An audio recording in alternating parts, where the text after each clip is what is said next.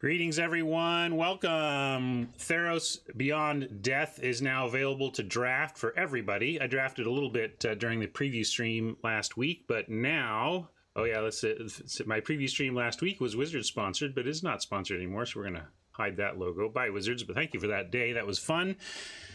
So we had a fun day of drafting last week, but now it's available for everybody, and we're going to jump in here and see how we do with our first live Theros draft. Not live paper, but live. The Theros draft is live for everybody on Arena, and didn't end up pre-releasing this weekend, but got a lot of play in last week on stream with everybody, and I'm really looking forward to diving deeper into this draft format and trying to tighten up my play, learn the tricks, learn what to play around, stop attacking into red reach creatures, that kind of thing. And I'm looking forward to doing that with you all. If you need some Theros for your paper game, you can go to cardkingdom.com. They're my sponsor. They are in the panels down below there. That's an affiliate link to their website that you can use to let them know that you came there from Going Optimal. And they have their Theros stuff is flying out the door. Everything you need for your latest standard deck. You got some new cool Theros stuff you want to throw in a commander deck, or maybe you're getting into Pioneer and there's some new sweet stuff for that. Whatever it is, cardkingdom.com has you covered. They're going to get you what you need fast, and you're going to get what you expect in the condition or better. And I love them. They are my favorite local game store and my favorite online retailer. So check out cardkingdom.com via my affiliate link. Thank you so much. Mama says, I'm very impressed with CK's responsiveness to the market. Had several cards in the cart, but didn't check out. And when I opened the cart the next morning, the prices had dropped. And then they had offered me the lower price. Very nice. Yes, although let's be clear, they also, if you don't jump on things and prices go up, you'll be facing the higher price too. But nice to know they go both ways, right? They just play it straight. This is how the market is changing, and stuff in your cart rises and falls along with it. Yep. All right, let's jump in. Here we go. First official pack one, pick one on the free-to-play account.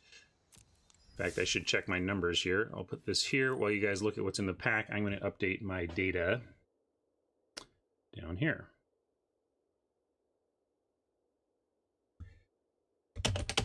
How's that rare? I don't even know. I haven't even looked yet.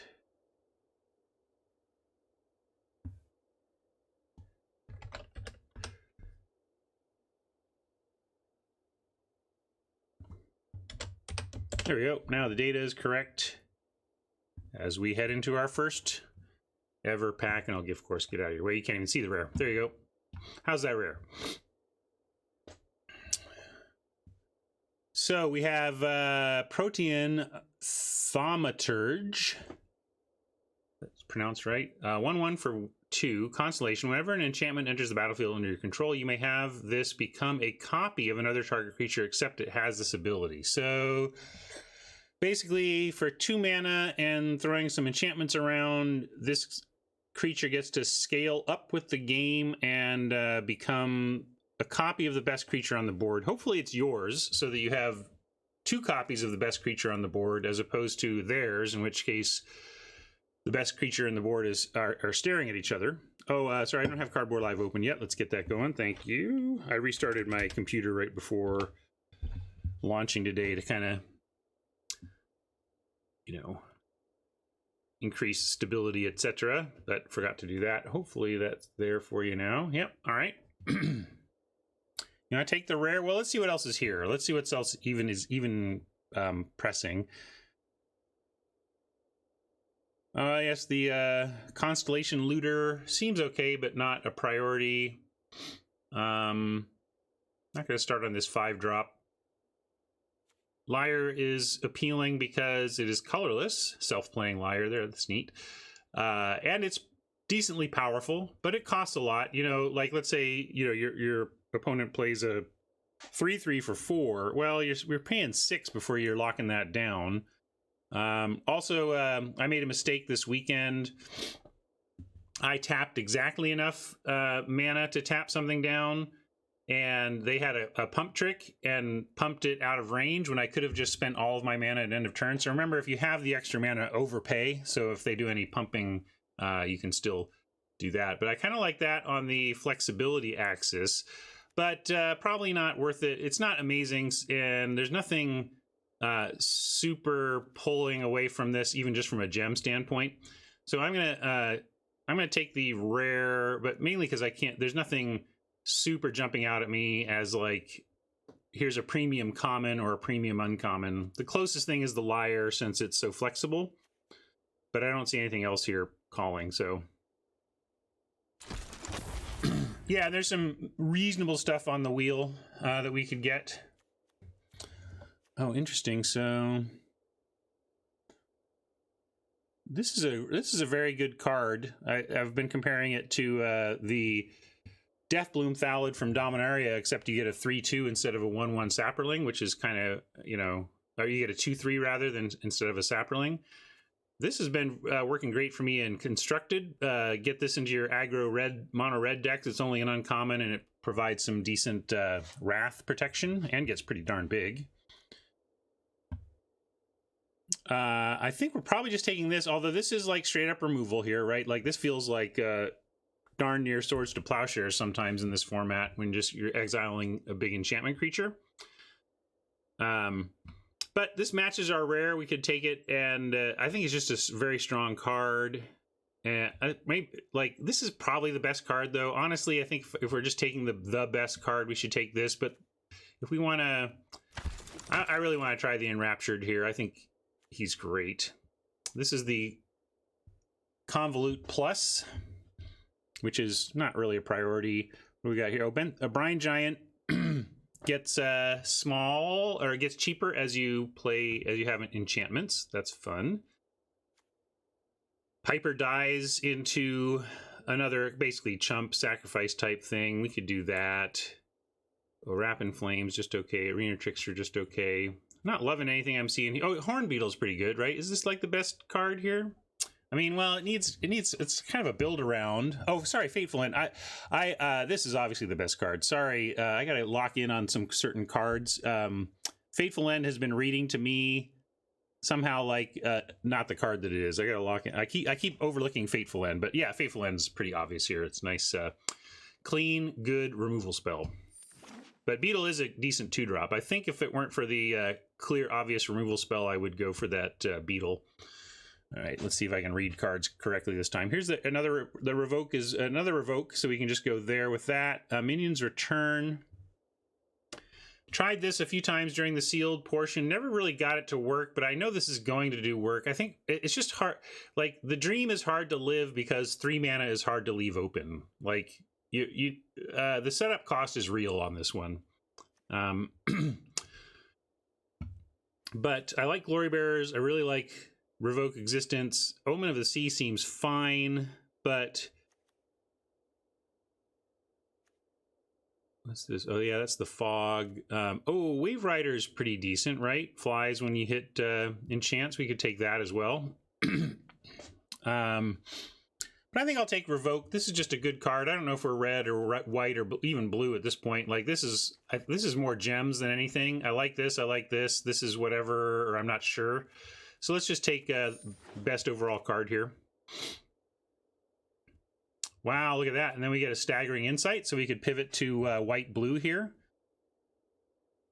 That's kind of appealing. This is really strong, too. Surprised to see this here.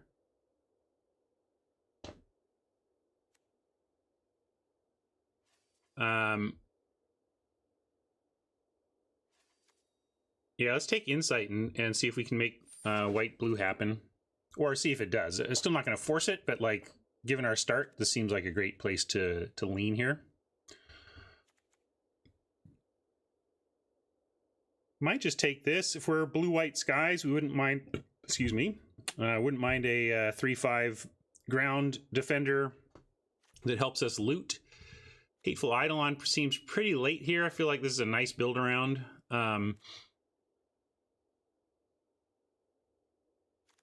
Chain to Memory could work for us too. This card, effectively this card at -3 did great work in Guilds of Ravnica. Yeah, I think I'm going to take this over the Kraken. Kraken is okay, but I'm going to go for something a little more tricksy. Try this Chain to Memory.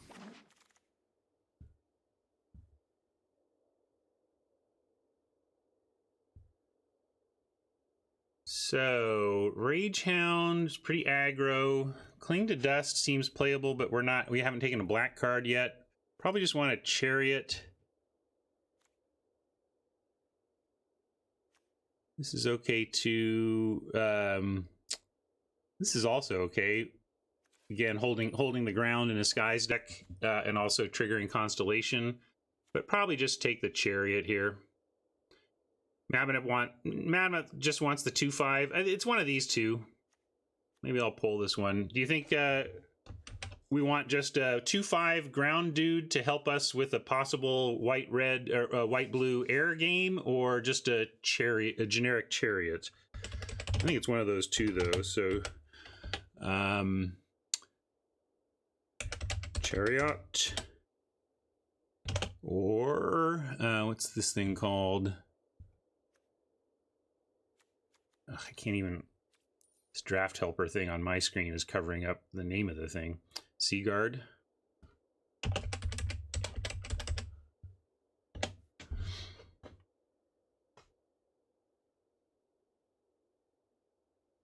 You can put other too if you think I'm wrong, and that one of the, maybe we take a red card and go a little bit lean towards red, but I don't think any of these demand that.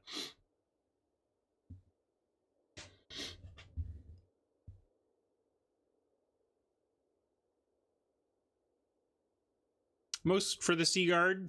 It's got some synergies with the enchantments and certainly holds the ground if you're trying to win through the air. All right, I'll do it.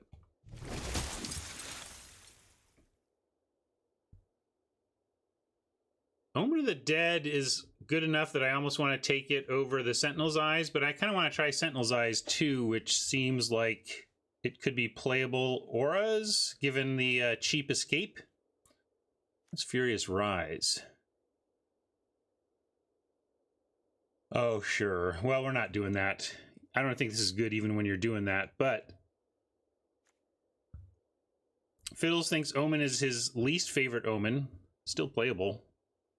All right, let's try Sentinel's Eyes. Sure. This is playable. It is an enchantment, and we could do this thing. Start keeping that in mind with instants. I guess we'll take a familiar over a Wayfinder.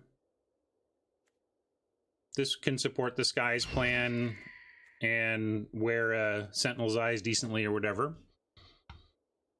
Hopefully we're not ever playing a Rumbling Sentry, but they've made... I was thinking this was 6 because of the historic precedent of 3 6s for 6 at common in white that they've been doing lately, but at 5 maybe we do play this. We'll take it anyway. Another Sentinel's Eyes. I don't know if we're playing 2, but I'll take it with very little else to do here. And I guess I'll maybe we Desperation Shores for some splash that we really want to do. But that's the thing, even if we had some splash we really want to do, I'd rather just play a land of the splash color than Unknown Shores. Nylea's Intervention, big X spell.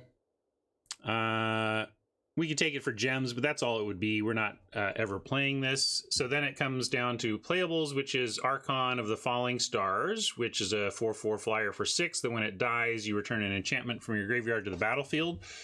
Ran into that a couple times during Sealed last week, and it proved pretty combo-rific with certain sagas and the like, but also hard to argue with a straight-up aggro, cheapo, powerful flyer. We could just take a Chimera and go for getting into the air quickly, as opposed to late and powerfully. I kind of like just taking the cheapo, although we're not heavy white yet. We're heavier blue than white. What do you think? You like going... we only have one white permanent War Furnace, but it's pack 2, pick 1. We have 2 full packs to go here. No problem working towards some devotion stuff on that front. So I'm going to pull this one too. I think it's an interesting choice of Archon, kind of the big late threat, and Daybreak for just trying to get on board much faster and more aggressively. I think those are the two choices. There's these 3 white cards and this blue card, if we wheel, great. And maybe even another, so there's probably going to get something out of the wheel here. But I'm right now wondering where we should go on our first pick. Yeah, we can take gems here, but I think now that we know where we're at, I think these are strong enough that I want to take one of our creatures here. All right, we'll try the Archon. I'll go with chat. I was kind of leaning towards the Chimera, following the when in doubt, go cheaper route, but enough of a support for Archon in chat that we'll give it a try. Here's another opportunity to Chimera. We could try and splash a Final Death or a Rise to Glory. Looking forward to trying to get value out of Rise to Glory at some point during this format. We got Prophecy. This is the type of thing that can be fun with Archon, although it's not as powerful as some of the combos we saw. It's still a nice solid play, although, again, I kind of want to just take the Chimera and go for actually getting the Skies part going. And, for those worried about, well, we don't have a lot of white yet, I'm also happy, like, this is a floor of a 3/3 flyer for 5 is so good. Like, if it's any cheaper, we're pretty happy. You want Thirst for Meaning? So this is my biggest disagreement, easily my biggest disagreement with Luis and Marshall. I don't know why they're so high on this card. Like Luis was saying, the floor of draw 3, discard 2 is not that bad, but I didn't hear either of them mention the fact that this is not constructed in a limited to get two cards of value out of this. Often you have to ditch value. Like, I was way lower on this than Luis and Marsh. I'm curious who will seem right at the end of the format. But this is, I had to, Luis was talking about, and you can ditch your Sentinels. It's like, oh well, yeah, I know. Like I guess this is going to be good if you can ditch enchantments that have escape. Like as an escape enabler, I'm pretty okay with Thirst for Meaning, but I don't just like the card as a raw playable in blue. And Marshall and Luis were just like, oh yeah, this is great. Like with no conditions. Like my conditions are, if you're in a heavy enchantment deck that actually wants enchantments in the graveyard, then I'm in.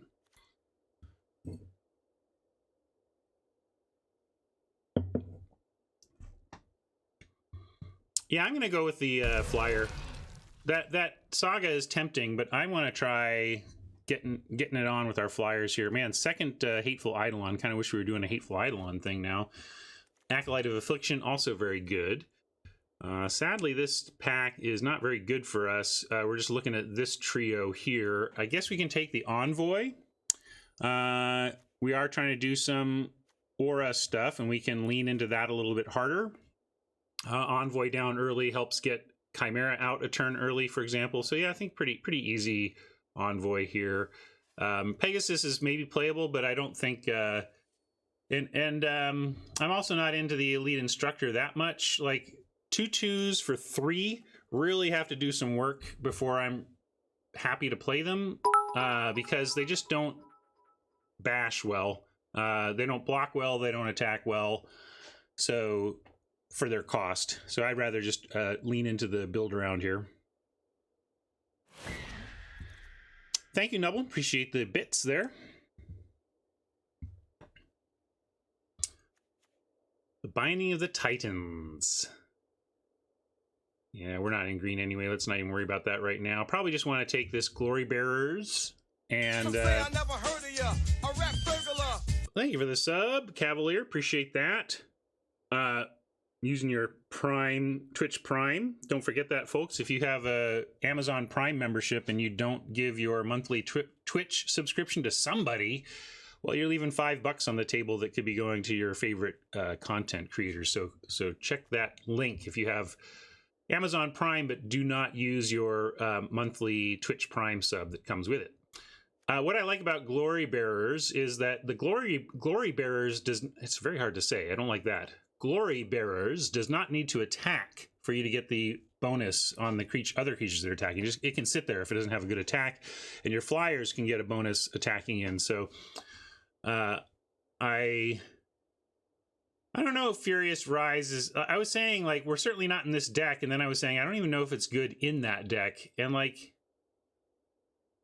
Because you need the first one, the first time you do it, yay, I did it. Okay, well, now you've got your card back. Now what? Now you need to do it again. You know, like it's a lot of turns and a lot of work before you're actually happy. Because you need to cast 2 cards off of this before it's even a divination. So, like, you know, you do all this setup, and then 3 turns later, you've managed a divination, right? And then you can start extracting better than divination value, right?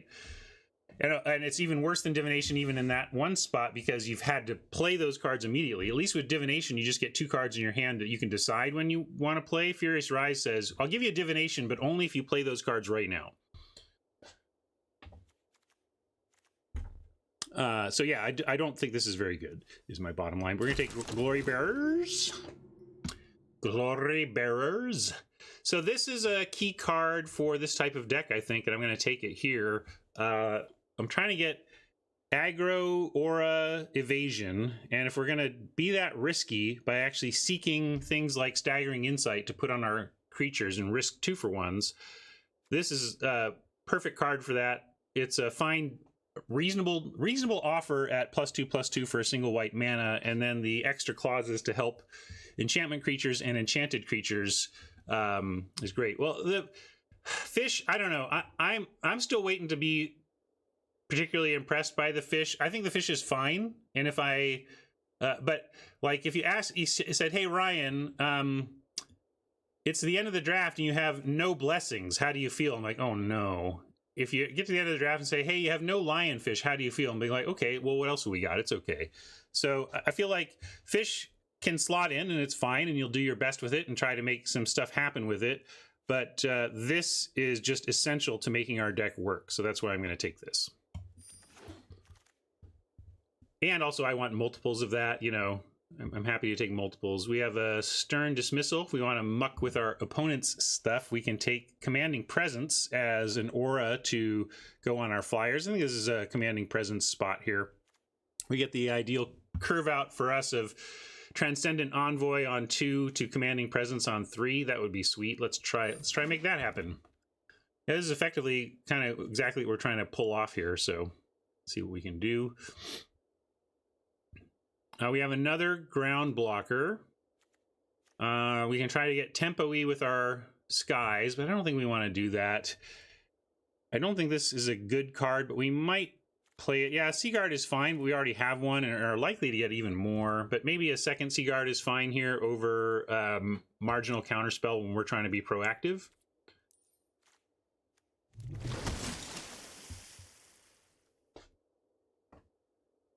Well,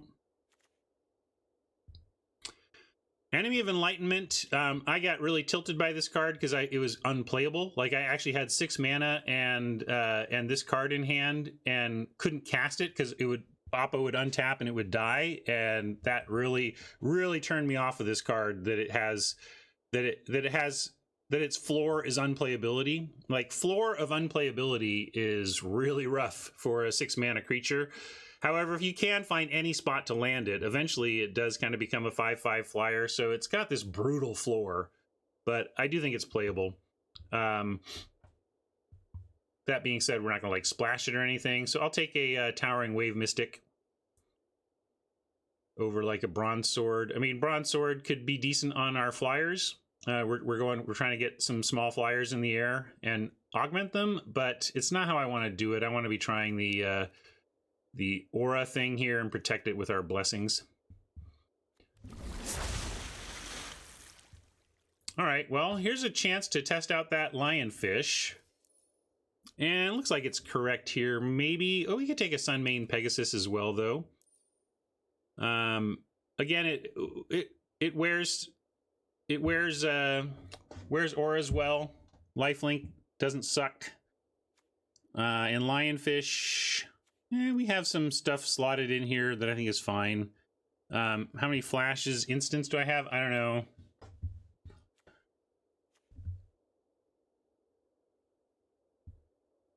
We have that would trigger this. Let's see. So we have Chain, Blessing. If we splash this, we have that. But the answer is not a lot, as you see. Basically nothing. So I'm going to take Pegasus. Probably wheel that. Oh, no, sorry, we're in pick 10. I was thinking it was earlier in the pack. Mirror Shield doesn't seem particularly playable, but neither does anything else in this pack, so we'll take some uncommon Vault Progress type stuff. Collection building.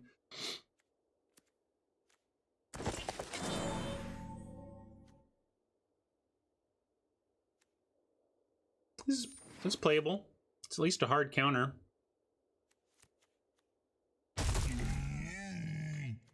Another Seaguard. I can't imagine we're playing 3, so I'm going to put it in the board for now. Kroxa, Titan of Death's Hunger, is not going in our deck, but it may go in our pile. It is a mythic, but there's a Staggering Insight and a Banishing Light. Oh, that's really tough. I really want to obviously take these uncommons, but on the paid account that's looking to collection build, I just can't pass mythics. So if I weren't taking mythics, we could take Banishing Light or Insight is the question. I think the deck needs Banishing Light a little bit more than Insight at this point. Yeah, we might get something on the wheel. Get a Pilgrim. Yeah, this is the free-to-play account. We have Revoke Existence, but we're not really... And we have Deny the Divine, but this is Blue-White Skies, which is not necessarily a removal-based deck. This is a Clog the Ground and Win Through the Air-based deck. Your removal is... We have removal. It's called Nyxborn Seaguard, you know? So, as painful as it is, I'm going to be disciplined and make the gem pick for the free-to-play account.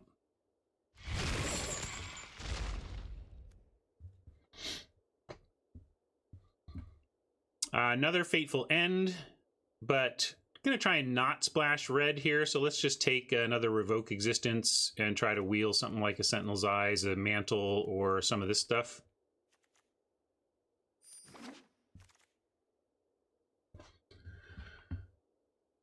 Ooh, there's a Pilgrim we could grab. That's nice. I think I want that.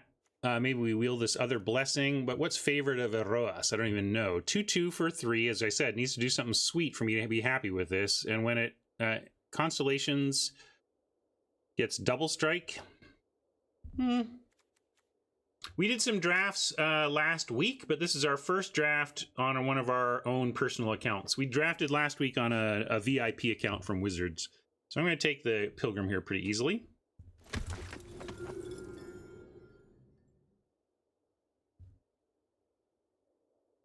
Blue is just not in these packs at all. We could take Traveler's Amulet if we did want to hold out hope for this splash. And what's it going to cost us to do that? I mean, we could take another Pegasus. We could take this Courser.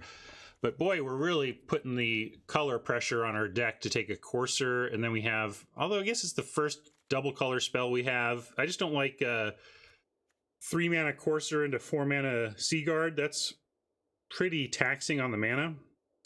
Nonetheless, it may be the pick. I don't know what else I don't think I want another Pegasus here.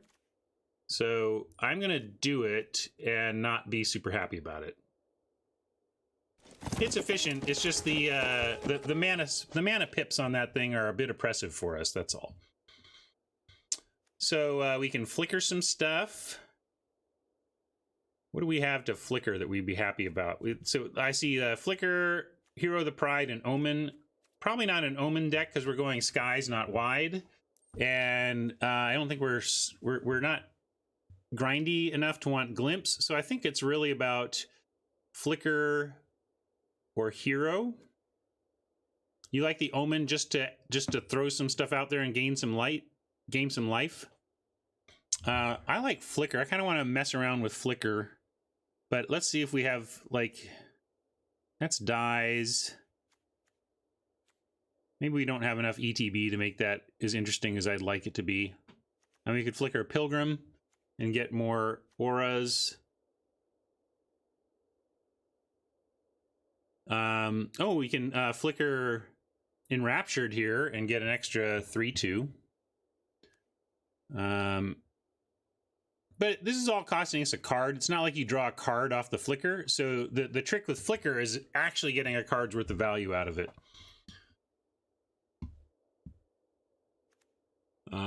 And there's really only a couple things that truly give us that full value we're looking for. So maybe flicker isn't the answer and we just want a dude on the ground here.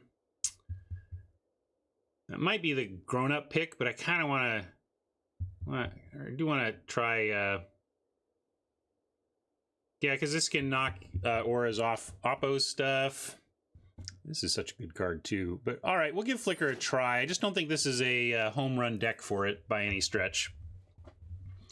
I think we take a Wave Rider here over Pegasus. I think we have enough enchantments now that Rider's going to be flying fairly often.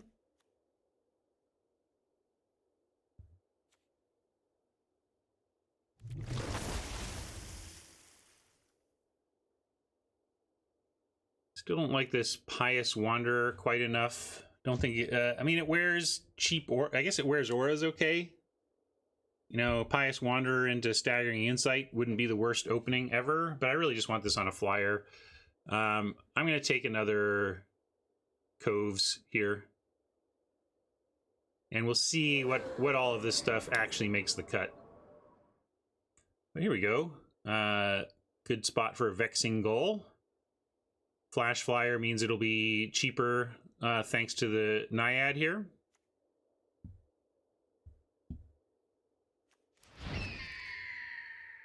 Boy, this is the... Weren't we expecting to get some support for our deck out of this wheel? And, like, nothing came back? That's kind of... I guess it explains why our colors are dry. Oh, maybe it was this pack we were expecting stuff back? Well, I'll get a Starlit Mantle rather than a third. Don't we have 2 of these? Yeah. Well, this came back anyway.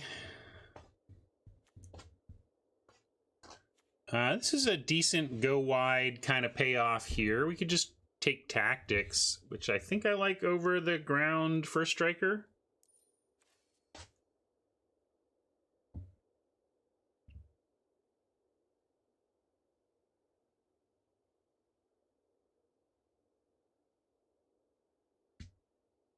You agree? I like Tactics here.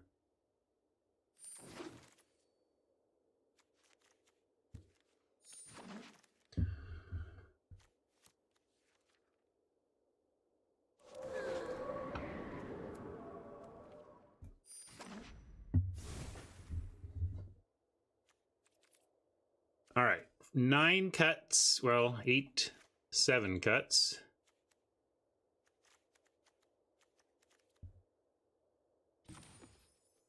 $18-12 current split. We have 12 enchantments. Really want to try and keep our enchantment count up.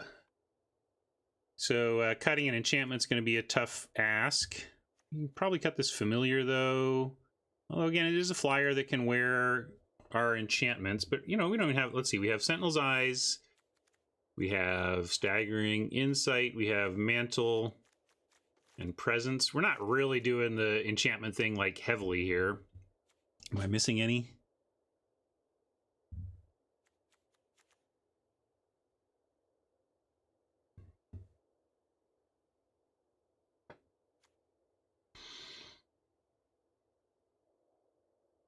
Yeah, let's cut the Sentry.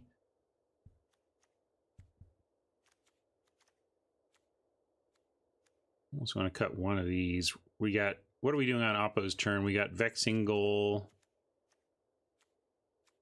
That has colorless mana in it anyway. Flicker gets a little cheaper. Tactics potentially, but we want to do that on our turn, not theirs.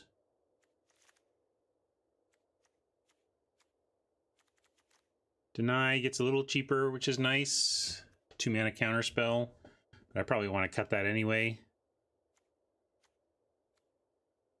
I think I cut a Naiad and a Deny. I'm gonna go. Think we can get away with. I'm not sure I want to cut. I just was talking about how I didn't want to cut enchantments, and I just cut one by cutting a Naiad. So I'm gonna go done and come back to reset sort here.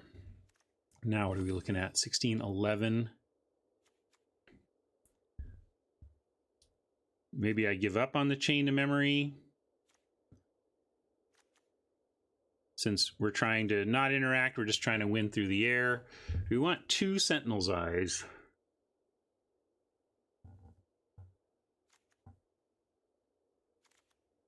I just want to do 1 Sentinel's Eyes. Seems like having 2 of these is just, if you end up with 2, you're just like, why do I have 2? Now I mean, I guess you can do both. It might be relevant, but I think this is good to have just the 1.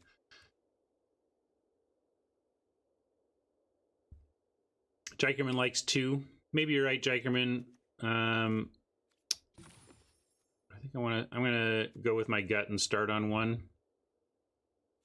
Man, this Archon, now I wish this Archon were the Chimera that we were debating it being, and then I could just go to 16 lands and be a little bit tighter. 2 cuts, 2 cuts, 2 cuts, and I want at least 1 to be a non-creature.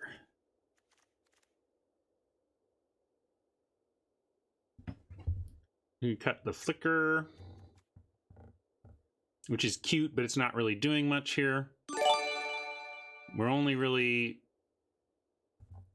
Oh, it does mess with their stuff, potentially. Yeah, it's like I'm looking at, like, Flicker, I'm looking at Mantle. Buckeye wants to send the tactics away. I'll put it on the list, but I kind of feel like I like having one effect like this. Combat / alpha.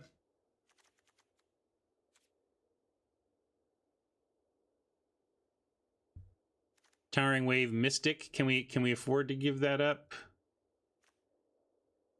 Casting cost wise, I don't want to be like, we only have 1, 2, 3 things we're happy to play. So I don't think we can cut the Towering Wave just because we need 2s. Does that make sense?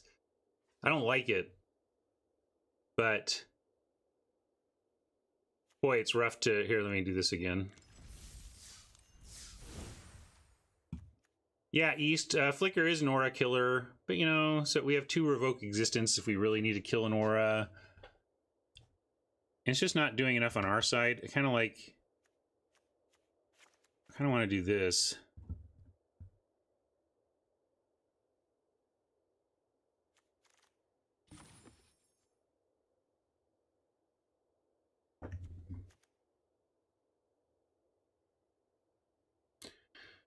Yeah, Protean copying.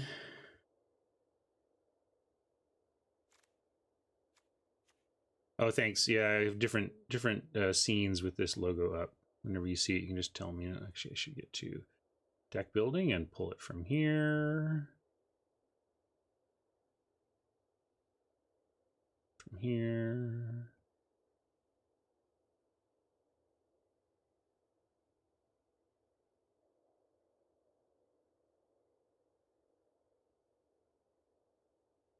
Okay, I think I got rid of all the errant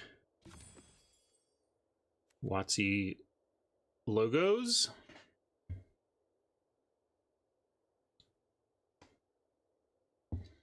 It is pretty heavy on 4. We could also eventually talk about, you know, dropping one of these 4s, but I think we should, yeah, let's ship this and give it a shot. Let's see how it goes. What are we calling this?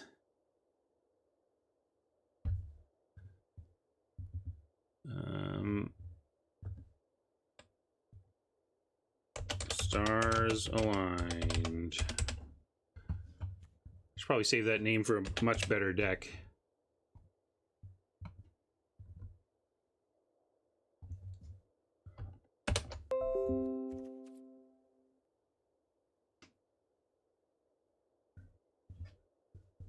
Yeah, that's true. Maybe we cut one Seaguard for a Naiad just for curve.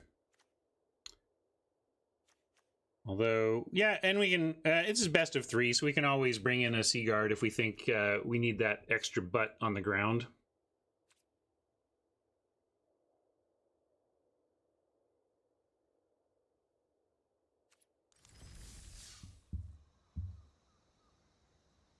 All right, here we go.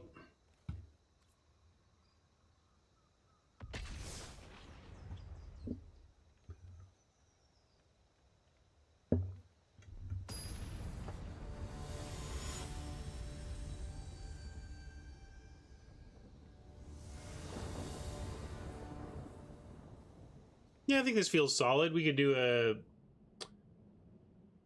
par poll if you all want. I have no idea, though, at this point, how we're looking.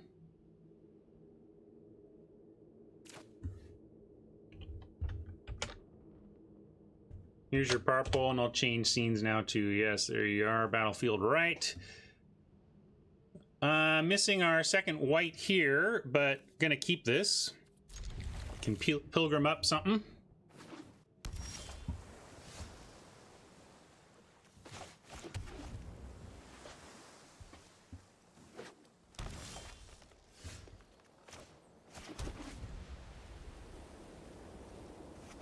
Obviously, it's a big tell to play the pilgrim. You announce to your opponent exactly what you're getting.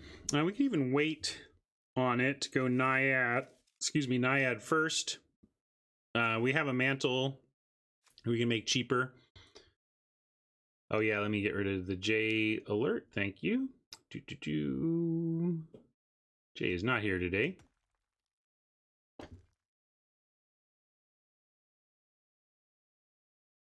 Yeah, I'm going to start here.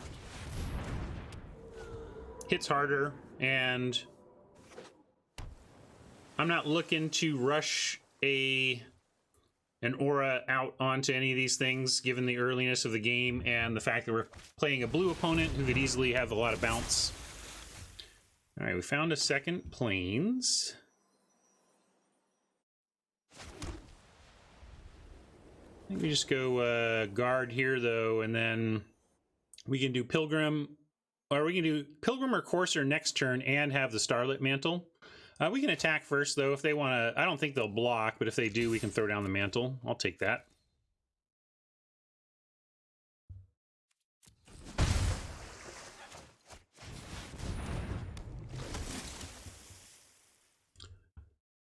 Okay, thank you. I did not see Fiddles. So Holly is locked and Snoopy is locked.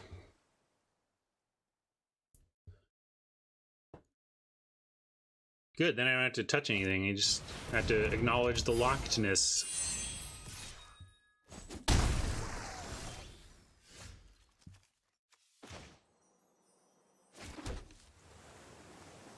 So Starlit Mantle coming down on and blocking on the Seaguard and blocking the Forerunner is a nice dream. The thing is, I don't know if we're going to want to do it in the face of all the open mana Oppo's going to have at that point in time. That being said, what else are we going to do here? I mean, we could take Wave Rider and kind of get aggro in the other direction. We could just get aggro and attack in and see if they want to potentially block and get hit by the Mantle, but that's so telegraphed too. I kind of don't want to do that. That's true. We can Wave Rider and still cast Mantle. Great point, because of the cheapening of the cost. So yeah, let's do that. Good call, chat. Also, maybe it'll be disguised, like they won't necessarily see it coming because the Naiad is easy to forget about.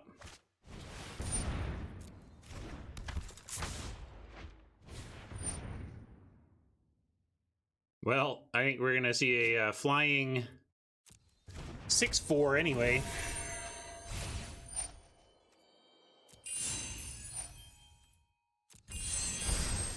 Yeah, 9 in the air is a bit rough here.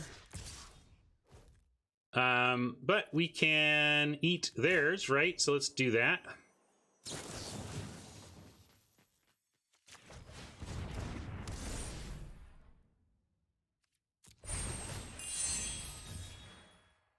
Could also just take out the 6-4, make a trade here, but let's eat their 3-3.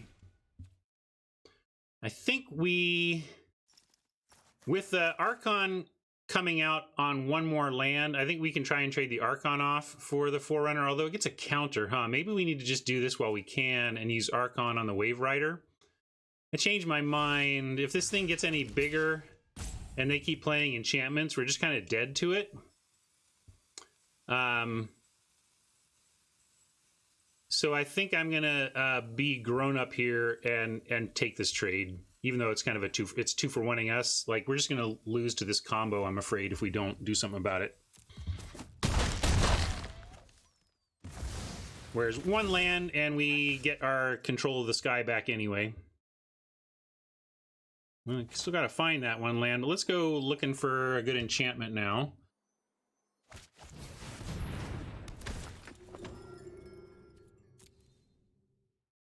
All right, we've got this one. Sentinel's Eyes, Staggering Insight, or Commanding Presence. I guess we're thinking about this flyer. And what do we want on the flyer most? The Insight or the Presence?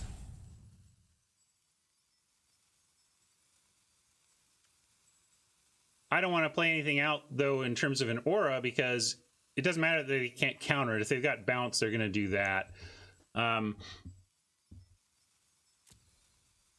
Yeah, we could swing now, I suppose. It puts them on a choice.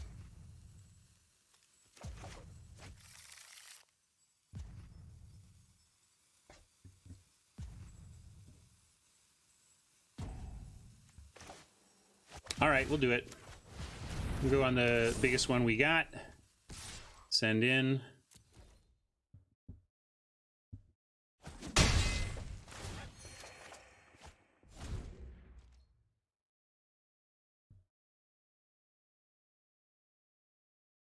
So few. There's one in green, there's one in blue. Isn't there 2 in blue? I think there's definitely, certainly if not bounce, you know, there's plenty of things to make you regret playing an aura, that's for sure.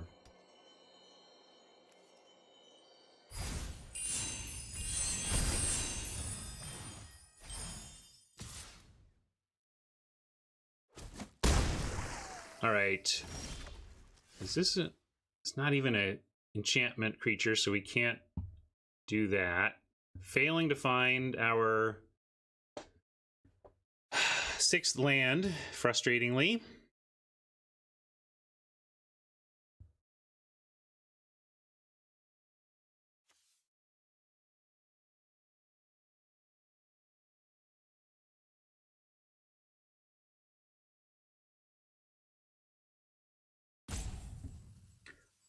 If they block with their gold card there, I would be amazed, but maybe we have to try. I suppose we have to try.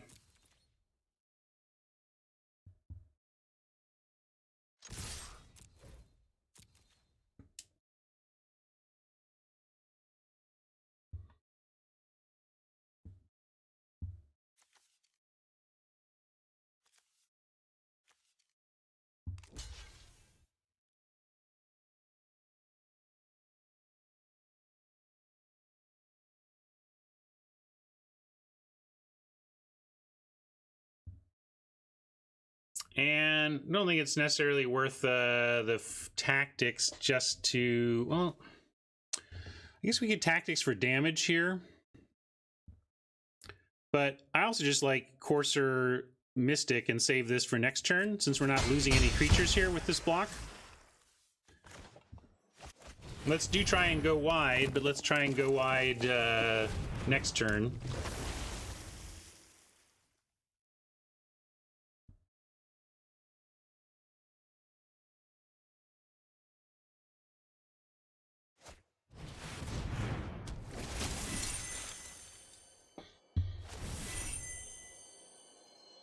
If Oppo could stop playing enchantments for one turn, that would be cool.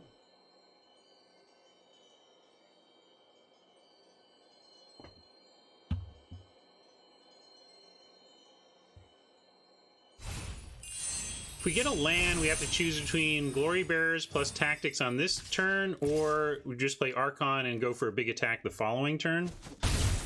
Let's see what it looks like here. Okay, Revoke ought to be nice, but amazingly, we just actually don't have that many targets from Oppo, but we can Revoke a blocker and then get in for a pretty big smack here. Is it lethal? Because we got to kind of threaten lethal or we lose to the crackback.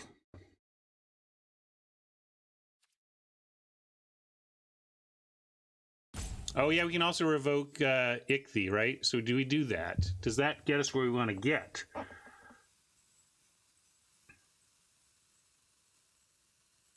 Because we do that, then they're going to block there and there.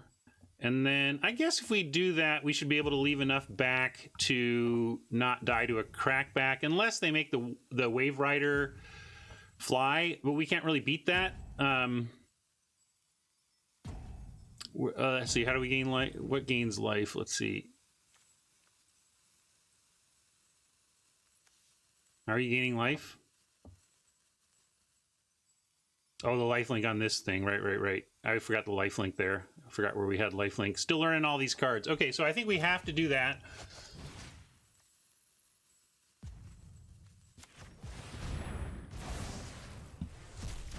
The life gain is key here. It helps us survive another turn. No, not necessarily. That's why we're doing this, because we get some life gain back. And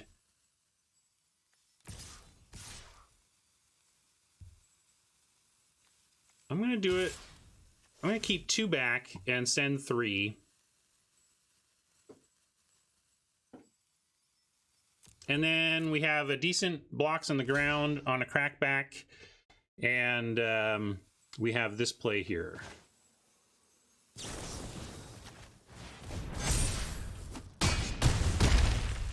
Hey, Fate. Going okay. This is just round 1, game 1. So we're just getting our feet wet in the format here, trying to figure it out.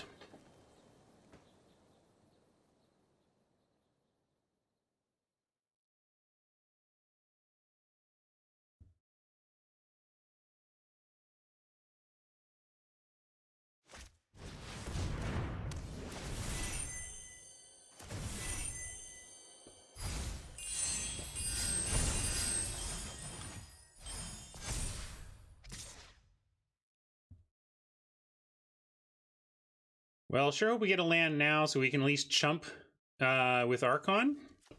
And then chumping with Archon is actually pretty good for us. It has a die trigger.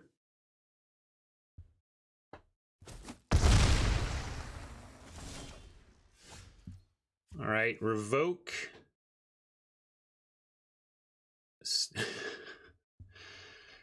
Come on, deck, help us out a little bit. A little bit. Be nice. Okay, so now how can we just force? We got to hope they don't have an enchantment. Let's see, we have 1, 2, 3, 4, 5 attackers. So yeah, we 5 attackers, remove this, and then put this, and then we have 3 2s to get in there. Yeah, I think we just got it. We're gonna do this, but do it carefully.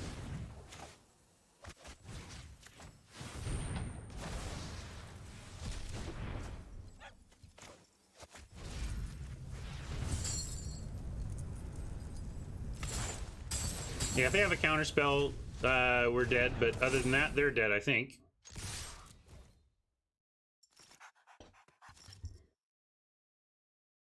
Can't revoke the big thing. Big thing's not an enchantment, unfortunately. But also, winning the game seems cool.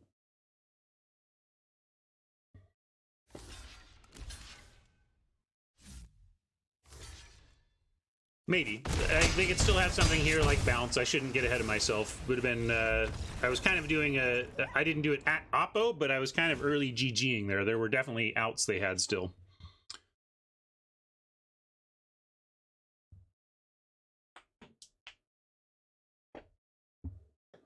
Does escaping enchantments not count as casting them? It does.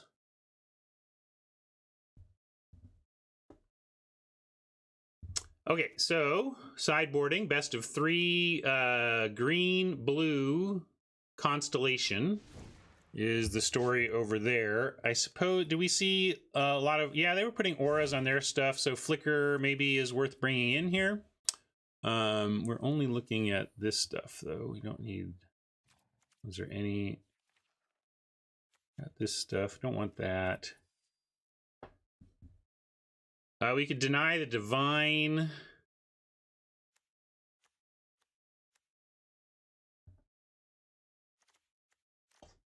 Maybe Flicker instead of Mantle. Mantle worked okay, though. What do we cut is the question.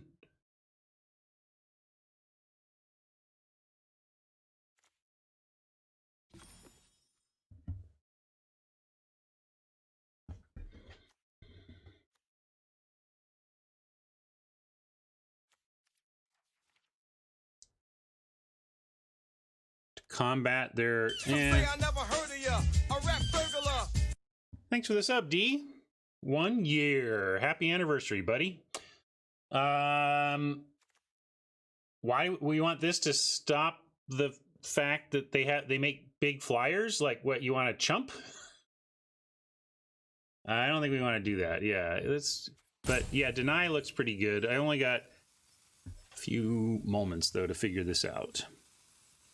So if we want those in, we got to cut like a mantle. I'm going to cut that and go.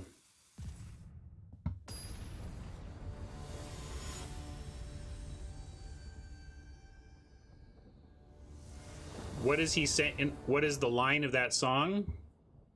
The actual lyrics of that song are, some say I never heard of ya, a rap burglar, but we have co-opted it for rat burglar, which is the origin of that meme.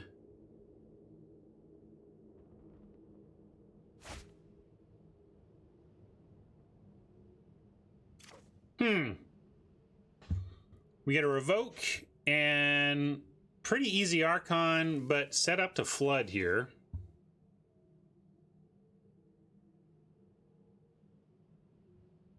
Can we risk the flood with this hand? I'm going to say mulligan. It's rough, but we're going to go to 6. We're going to keep this for sure. And then actually going to ditch an island. I do this a lot on 6, honestly. Keep a 2-lander, 1 of each, and then just pray for some land. I think it's actually pretty sound. We do get Thaumaturge and Enraptured with any land, you know?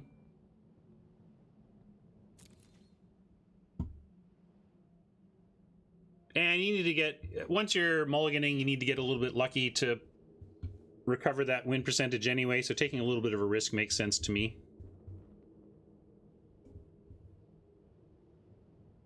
And again, yeah, the London mulligan is so huge here, because we got to hand select an island and pull it out of this hand. If you take any other card from this, the hand gets so much worse as a 6-card hand. Maybe not any other. There's some second place removals that wouldn't be as bad, but man, London just allows you to craft something out of your 6s and 5s.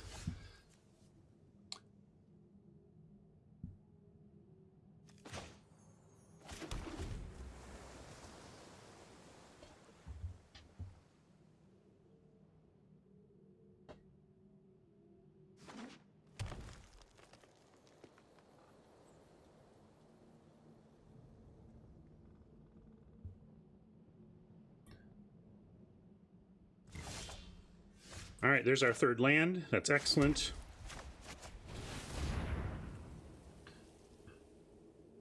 Note the pause from Oppo, so they've got something in the green-blue instant 2 or under camp.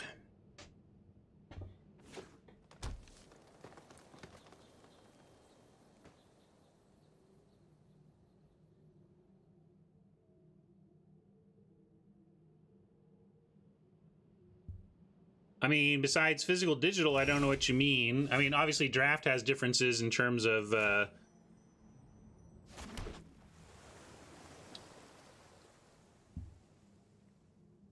you know, draft is different on Arena than it is in real life. But why don't you tell me what you're talking about, D, and maybe I'll see what you mean. I don't know what you mean about the differences you noticed. Well, we could attack in and be able to blessing if we want. I'm nervous about 3 mana and all these cards. I feel like we're going to get countered almost whatever we do. But I'm going to try. Well, let's make him have it. I think this is just getting countered, though, is the problem. So we're going to drop it, but I think it gets countered here. If not, awesome. Hey, it worked. If we copy, by the way, that I got to kill one of the copies, so keep that in mind. Yeah, this is one of the flicker targets we thought was pretty cool. Although, you know, it's just cool, but it's not that great. It means you're paying 2 mana to get another... 2 mana for a 3/2 is like, okay. We can copy the reflection, yes.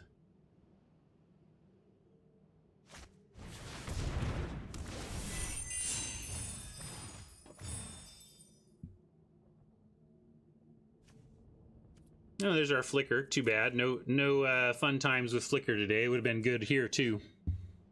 Flicker, clearly a good sideboard against this Oppo, though.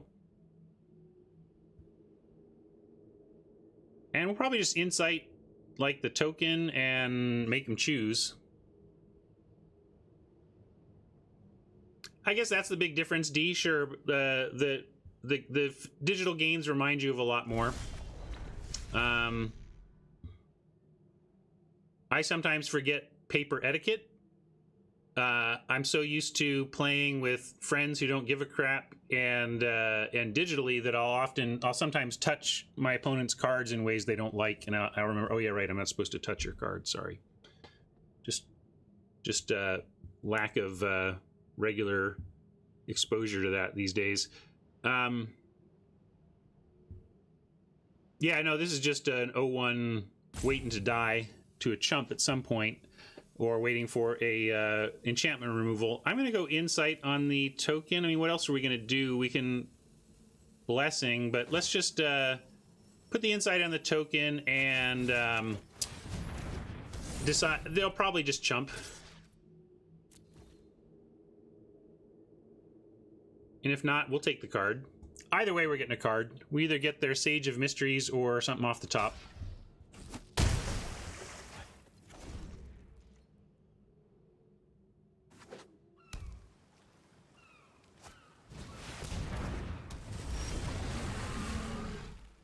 All right, now we got a nice attack because they think they've got a block.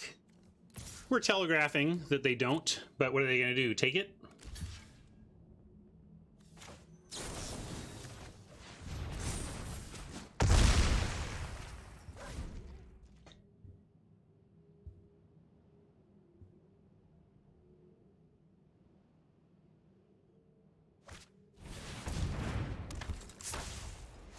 Yeah, I get it. I don't suggest that anybody's being unreasonable by not wanting me, you know, by kind of being annoyed by that. I'm just saying I forget. Yeah, and I try to remember to ask. That's just something that snaps into place after I get my legs under me at a physical event.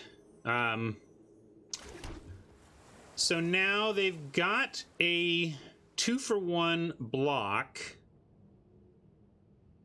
Even if we do play this, but we could play Commanding Presence and really move in on this this thing. But then they just chump again, right? Although, you know, if they had something for this, they already would have played it. So let's go ahead and super all in on this token. I'm doing it.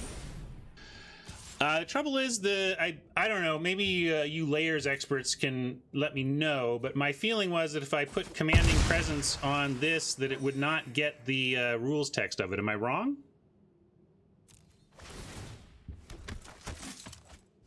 I'm really not sure.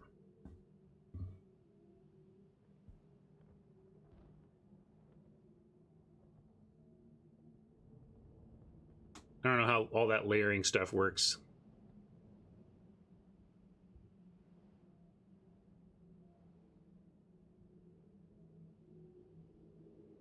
Did you go for Pegasus? That's fair. Going for Pegasus means we have to stop attacking with the reflection unless we're okay with taking a 2-for-1, which maybe we should have just been okay with taking a 2-for-1. Oh, it's very risky, and one of the reasons I took that risk is because obviously if they'd had anything removal-wise for our threatening creature, they would have done it already. So basically the risk was, are they going to top deck something to really punish us? I'm much more likely to take risks like that when what we're risking is Oppo top decking instead of what we're risking is, oh, Oppo just happens to have removal in their hand, you know?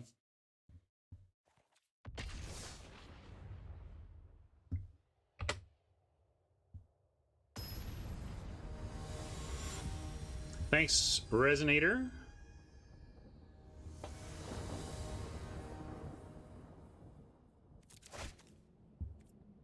Got a mulligan this. One lander.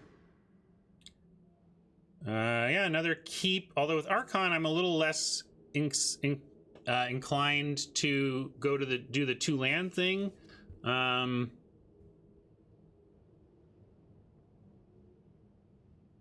We may be all in on Wave Mystic with Staggering Insight and Sentinel's Eyes, though.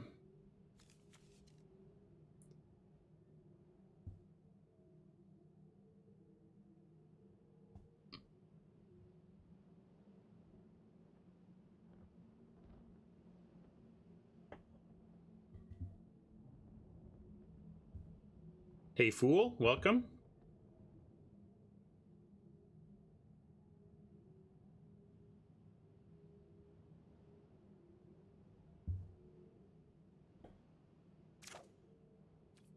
Yeah, it's a keep, but what are we pitching? Archon or Island? I think those are the only two choices. Pitch Archon or pitch Island. If we pitch Archon, we might flood out. If we pitch Island, we're probably not casting Archon anytime soon. So I'll guess I'm going to pitch...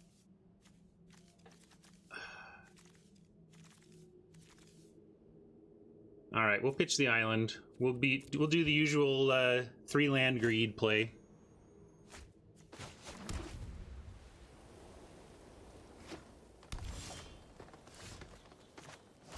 All right, Wave Mystic.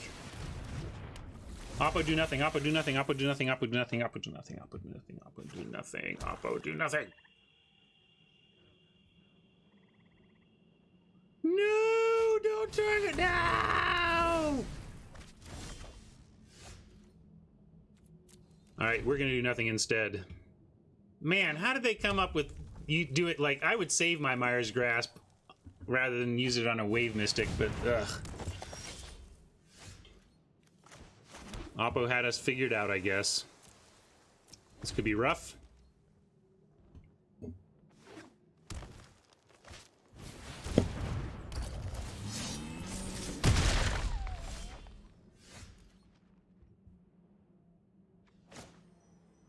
Boy, are we getting the wrong land type here. At least if you're going to flood us, give us a plains to set up our very expensive Chimera. If they come up with a 4-power creature here, we're probably dead. If they don't, though, maybe we're okay.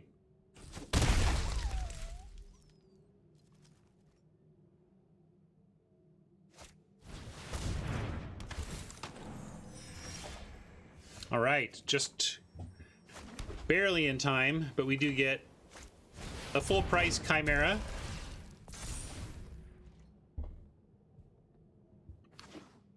Seems like it's likely to be dead, but oh, not yet, not yet. Okay, we're gonna have to get Hyper Greed here, and we're gonna go. I guess we start with Staggering Insight for sure, and then we'll see what we want to do after that. Because we need to gain life. And because we can put Sentinel's Eyes, but none of these revoke, right? No, no enchantment creatures here, so this doesn't really do anything. We could play this or this. If we play this, we stonewall the petitioner, which is yeah,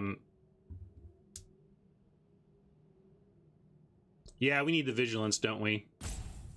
Yeah, all right. Let's get the vigilance. We're all in, all eggs in this basket. It's kind of all we've got. If they have an answer to the Chimera, we're obviously dead. But if they don't, we may have... oh, and the Starlight Mantle is the perfect draw to protect our Chimera. So now we can never drop below Mantle mana. Like so. Oh my god, we're so lucky to draw that card.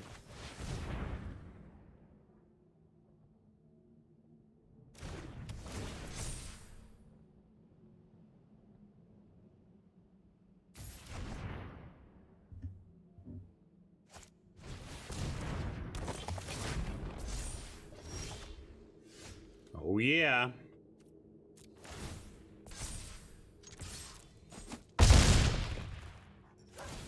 Land? We do have... Oh, this is... I saw the Shimmer and thought it was a... Or still don't have anything to revoke that we want to revoke, so we'll just play our Archon.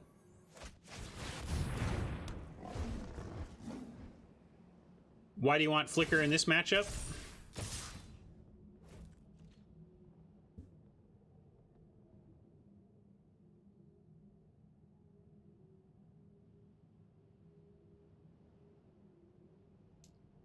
Do we just take this? 4, 8, 9, 10, 11, 12, 13? If we lose the Archon, we get nothing back. I think we just take it. I can't think of... I guess they could have a couple cards to get to 18, but I doubt it. Maybe there's a mass pump I'm not thinking of. But I think one pump spell wasn't enough. Is there a single card that could have done extra 5 plus?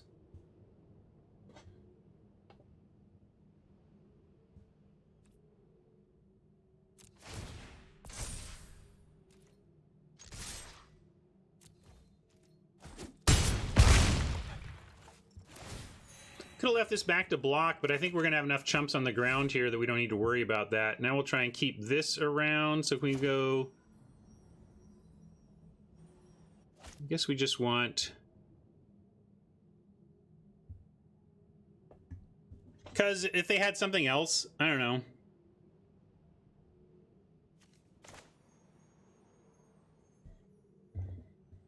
Yeah, let's go Glory Bearers with Blessing up.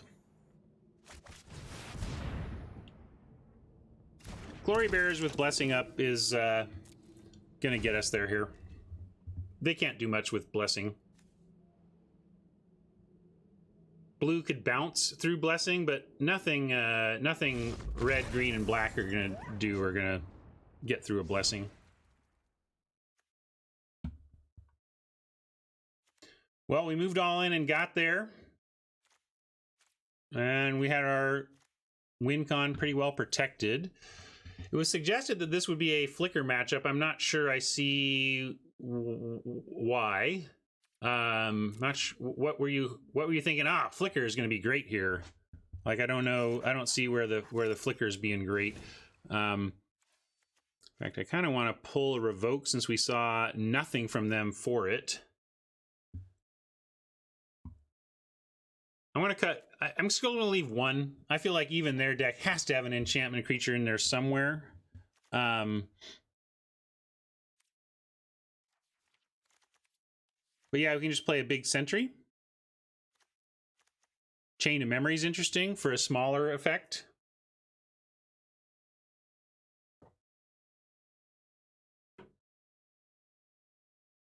Well, we have Blessing and Mantle already countering targeted removal, so we could bring in more, I suppose. But we already are. We already have 2 spells to stop targeted removal. I think I like Sentry or Chain here, and yeah, I think let's try Sentry. I think this seems like the matchup for it.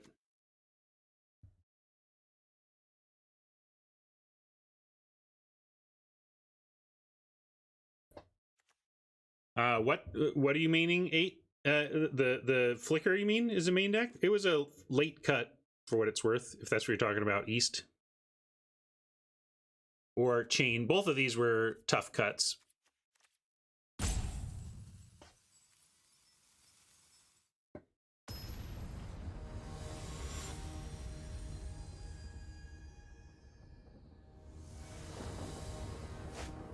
Yeah, Flicker definitely has some fun interactions and everything. I just don't think it's quite what we want.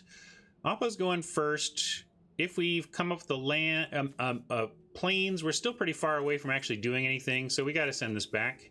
This doesn't do anything. We have one creature and a bunch of reactive stuff or things that need creatures. Much worse, but we are going to keep.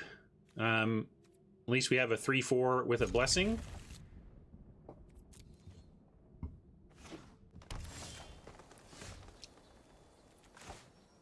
I said much worse. I didn't mean much worse. I just mean similarly, like, not great.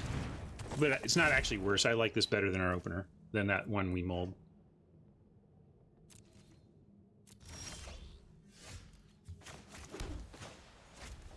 Well, looking mono white with the way it's playing out here. Or at least we can play our spells.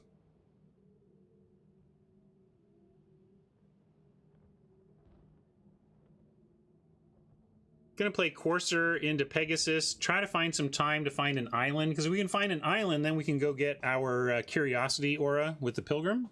But I don't want to get the Curiosity Pilgrim next turn, not knowing if we have blue coming.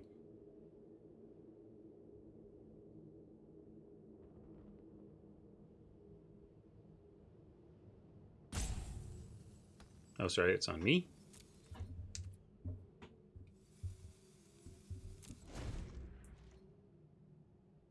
And that's how I lose hourglasses. Darn it.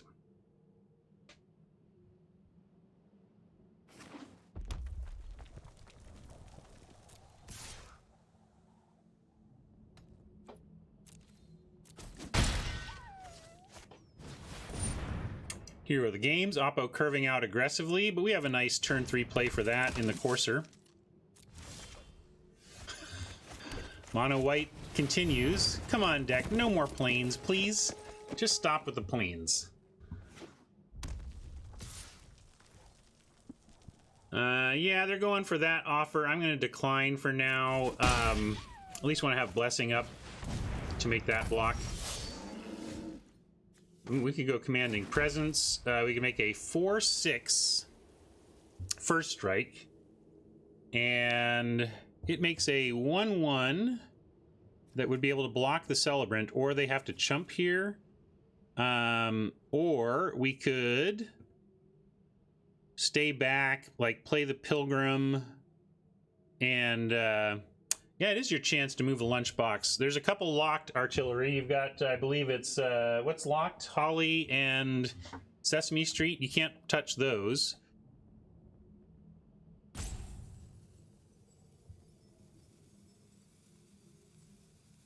There is an 18 box right here. All right, I gotta figure out what to do here, though.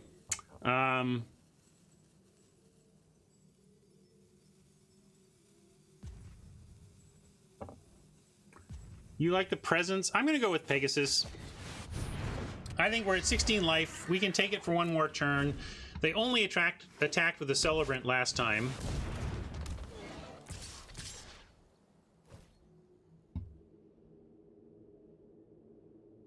And yeah, that was about the worst case scenario, and we're still okay here.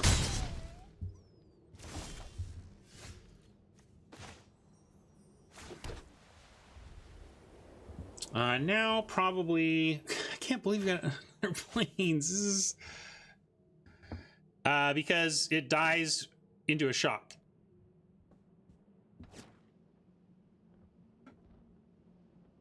I'll try, but Ice Ice Baby hasn't been working. To the extreme, I rock a mic like a vandal, light up a stage and wax a chump like a candle. Dance! Maybe that restart of my computer helped. So. We can Commanding Presence, but now we are way up against it. I'm going to go with Heliod's Pilgrim, hold up Blessing here.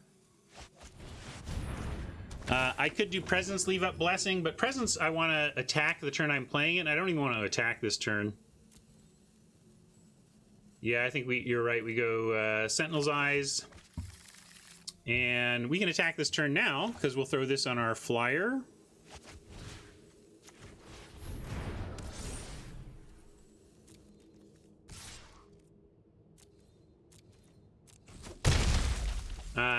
We're going to use Blessing to make sure our Pegasus, or try to make sure our Pegasus survives the turn. And then we can do activated lifelink to get back in the game lifelink-wise, and potentially even go Commanding Presence activated lifelink for big life swing and soldier, etc.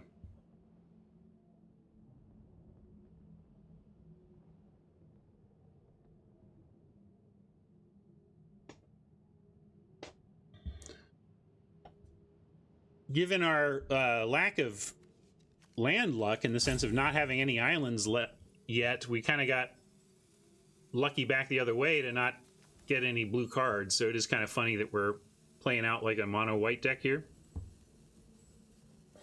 I think we're 9-8. Let's see,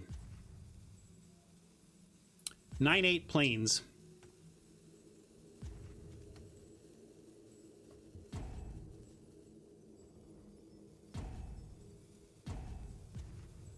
And I like the Pilgrim here because the Pilgrim can block the Celebrant, and that's fine.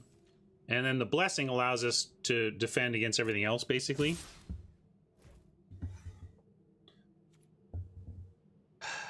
So the risk here, of course, is that if we double block, we have to go first. Although if we single block, we have to go first with Blessing. Although we could double block, and then if they have something, they're gonna need to play it before our Blessing. So I think I'm gonna double block.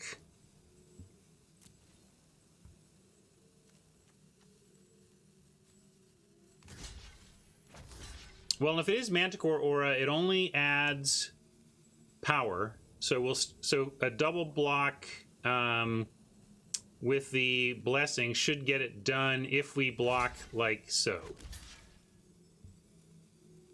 But yeah, this gives us Indestructible. Yeah. And you know what beats First Strike? Indestructible.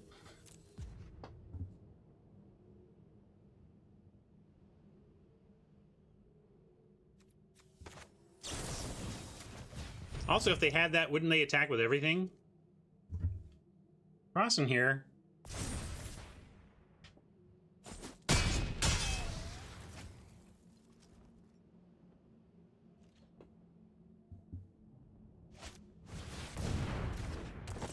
All right, big turn.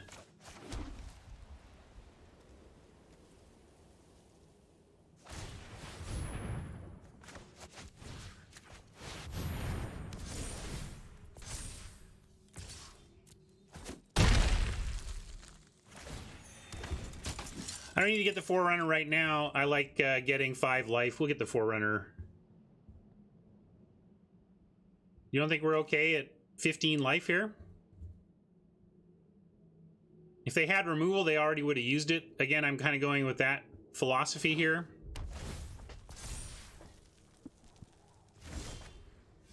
Yeah, somehow I think we're okay.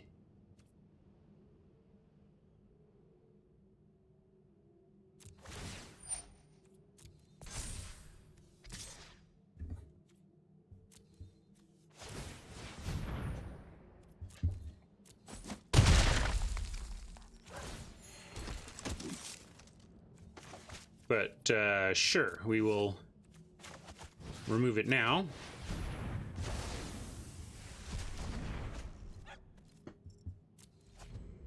Who needs half your deck?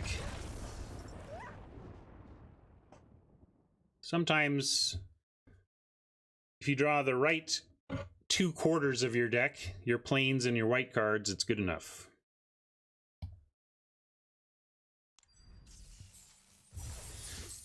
All right, well, after struggling mightily with Sealed, we are 2-0 in draft, and we have our first gem, not profit, but gem return of the season. Artillery wants the Secret of Nim lunchbox in the corner where the blue hat one is. No, you can't have this because that's Holly Hobby, but you and she's locked in because Mama already moved that. But we can put Secret of Nim in a nice prominent location. How about Secret of Nim up here for your viewing? Man, there's something heavy in there. It's funny. Most of these boxes are empty, but some of them have some of my wife's other stuff in them. So I don't know. We could also have like, should make a new one of like, let's see what's inside lunchbox whatever. Open lunchbox X. Thank you so much also for the host there, Magic. Hello to Wizards of the Coast. I think Wizards is open on MLK Day, and happy Martin Luther King Jr. Day, by the way. Thank you, Dr. King, for your contributions to the progress of our society.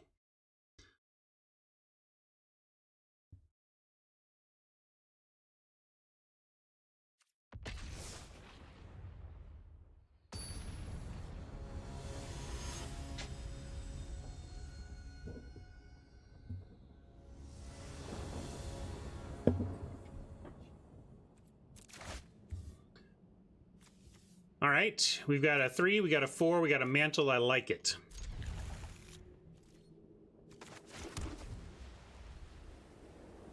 Even split of our mana.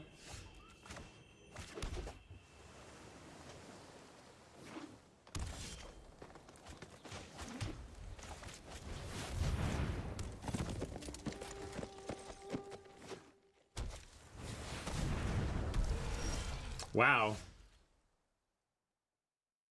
I haven't seen this card. Seems good. How have I not seen this? Common that I haven't seen yet. But 4/1 attacks well, and it escapes for a reasonable cost and gives you a 5/2. That's going to trade for a couple of things, but we do get. We can either hold. I guess we attack and see if they want the trade, and then we'll mantle it if they do.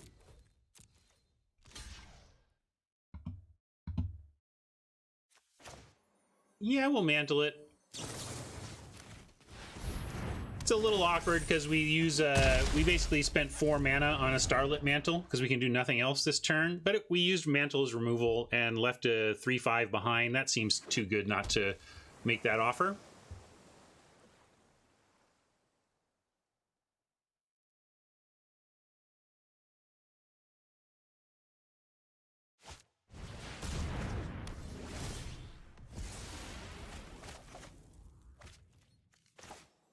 All right, board is clear. Where do we want to start? 2/5, 2/3 flyer, 3/4 ground. I'm going to go 2/3 flyer as our starting point here. If we can curve into another land, we get an Archon, and 6 power in the air should be pretty good from this starting point.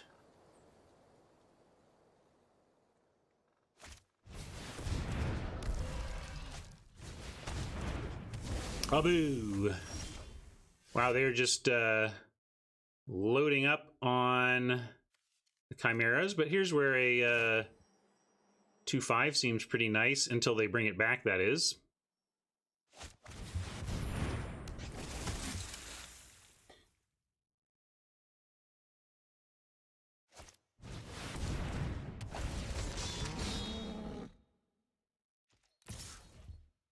Yeah, that gets you 1 clean attack.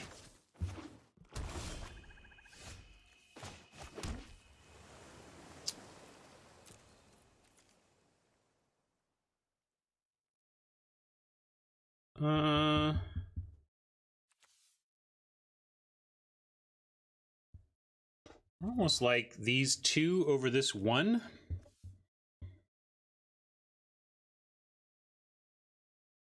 Yeah, I'm going to 2 spell here. Just get wide on the ground. See how they want to approach next combat. The 5/4 is pretty annoying here, but we can threaten a double block with these 2 that I like, and then Archon can die and bring even a Glory Bearers back. If they attack both, it's a little rough. We have, it just means they probably have a trick. But if they attack both, I'm probably going to have to set off their trick by threatening lethal blocks on both and hoping they can only save one. Of course, if they save this one, it becomes a 2-for-1, but ugh. We're a little bit up against it with the power of their offense over there. And at least if they blow out a double block with Envoy and Bearers, we have the Archon to eventually recover. Bleeping hell.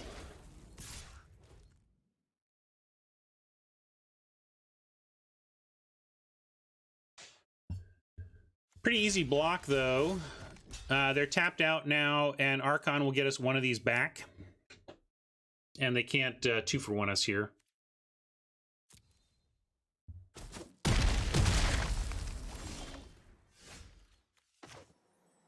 We'll leave the planes in hand, play out the Archon. And try and hold.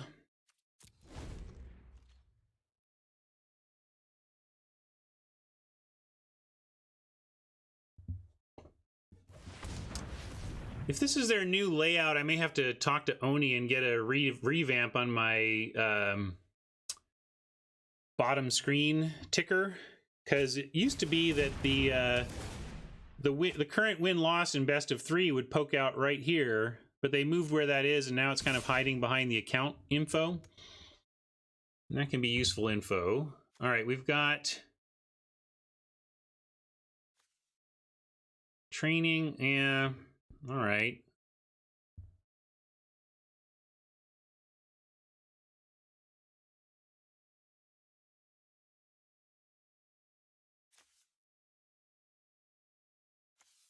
We could also just trade the Archon, bring the enchantment back, and make this into a 4/5.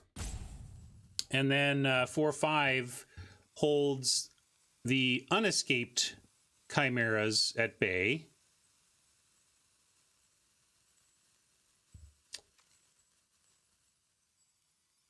Have to give up this Archon.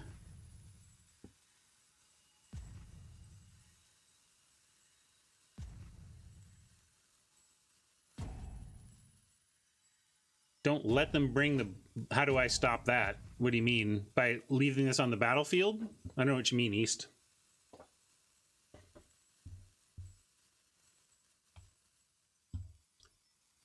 Double trading and bringing back the 2/5, but I mean, isn't I would say a 4/5 is pretty cleanly better than a 2/5, right?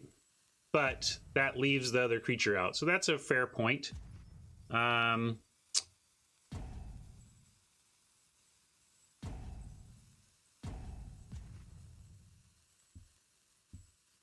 Yeah, that's the thing. Not until we have 6, we're not getting out of this. Liking it so far. Yeah, we could also trade one and bring back the 2/5 instead of the aura. That's interesting too. I'm gonna do this block.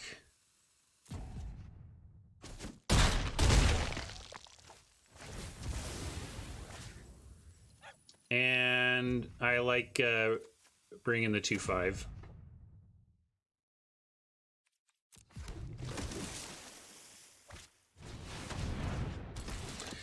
We're getting ground into the dirt here. I don't think we can win this game with the effective 2-for-1 Oppo is playing. Every one of these stupid chimeras is a 2-for-1. This is a 2-for-1.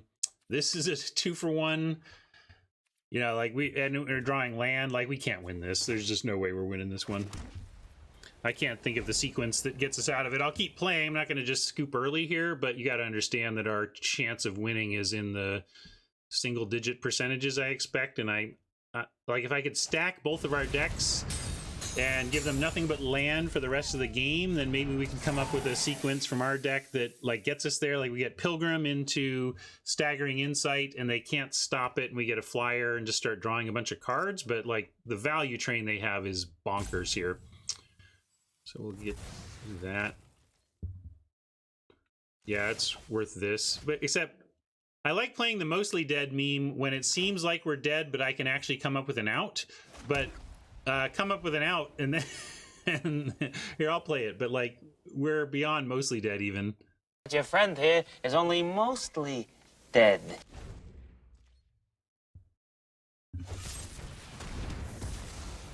All right. Oppo's got a pretty bonkers deck in terms of just the value train I'm seeing there, so it's going to be rough for us. We can look for graveyard in our... we can deny. Yeah, we probably need deny because we want to exile so they can't get value back.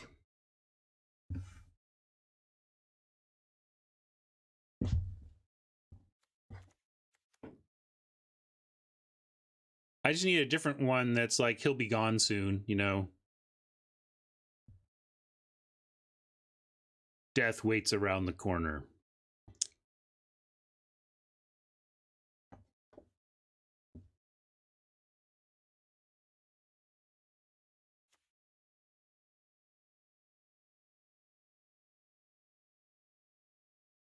Yeah, this is another sentry deck.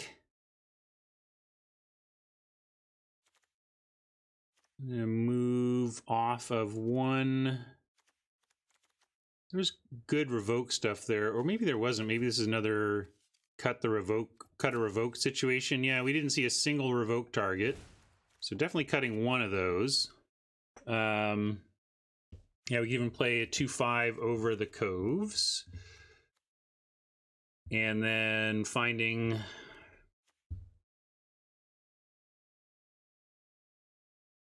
Maybe Wave Mystic just isn't enough here.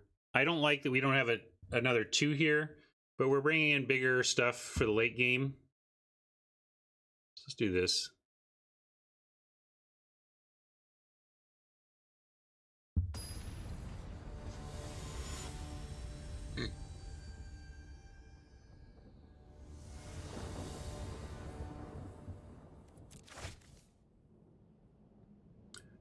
Five landers are rough. They are just poised to flood you out. But in this case, we have a 2. We have a, well, we didn't see much for this, but we have a 3. Ugh. Fiddles wants to mull this. Anybody else want to keep? I kind of want to keep and try and get a little bit lucky, knowing that at least we are gonna cast all our spells we get. Here, I'll do a quick.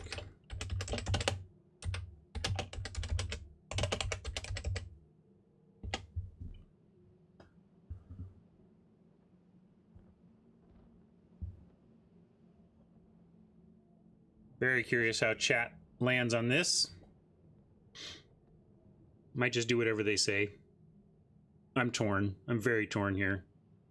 I think it's very close.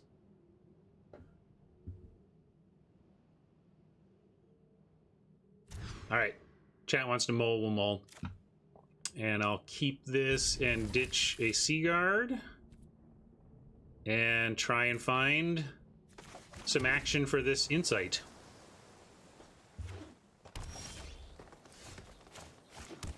All right, still need more land here, but then we do unlock our team. All right, not starting until turn 4 kind of sucks, but we will start.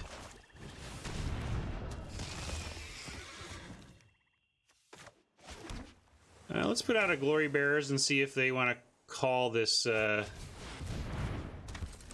attack into it with their charger.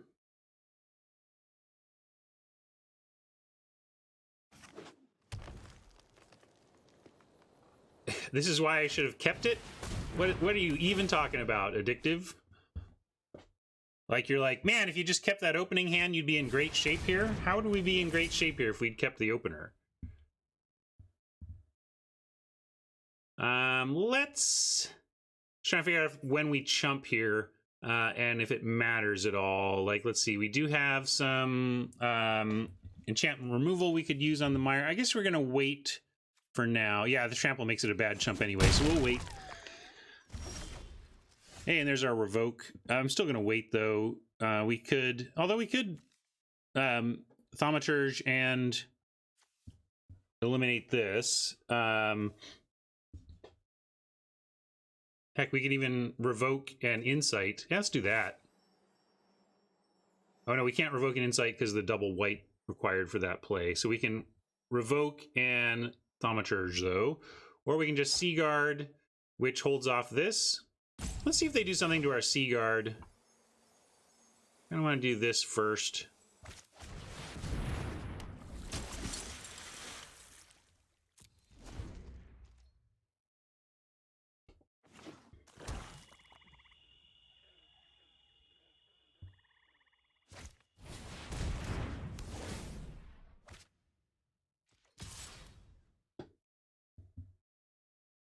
Wow.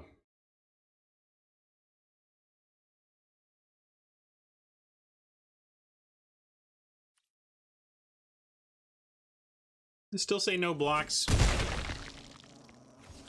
Frustrating.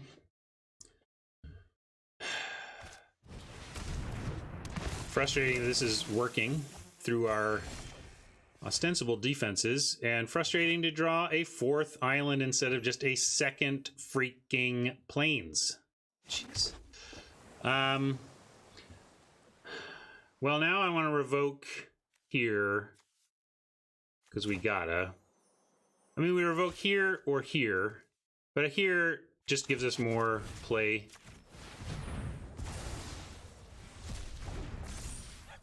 And then we'll set this up.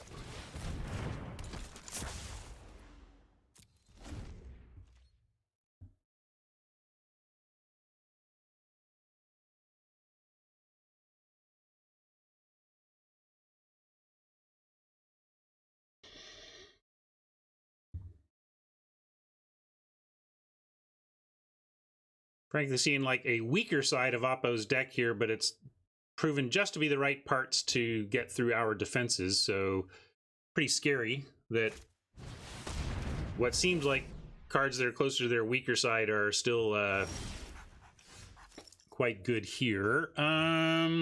This is where it's like, yeah, we could ditch this for a turn, but you just gotta let this thing go. Fine, they get it.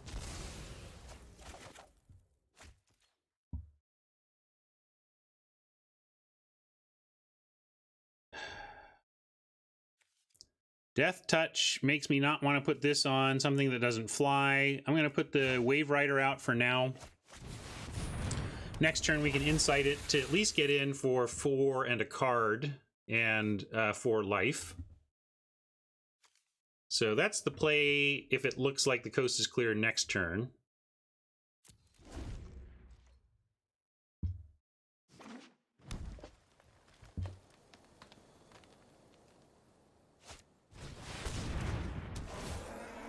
Bleeping hell once again.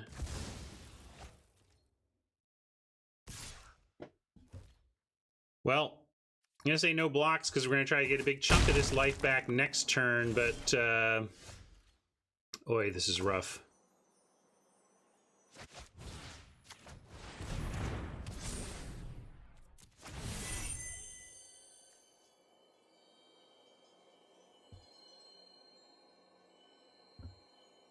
And what do we want to turn this dude into? Yeah, I guess we make a Death Toucher. That's fair. I like it. Good call.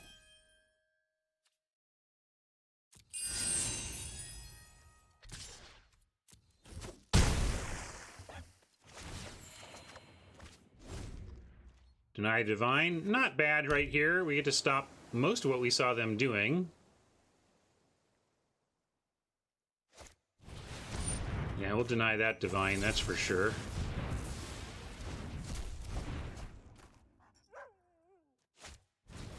Ugh, now we're dead. Alright. Well, Oppo's deck was great there. We did what we could, but Oppo had all the answers.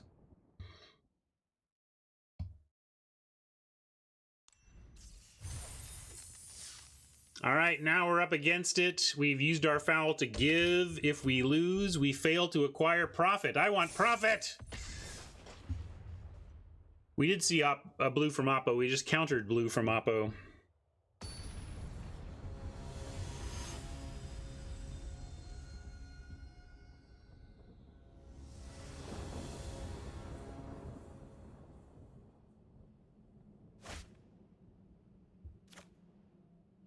Boo! Ooh, white, and too much. Man, if this would be great. If we were plains, island, this hand would be fine. As it is, it's a little loose, but I'm going to risk it. We're going to keep.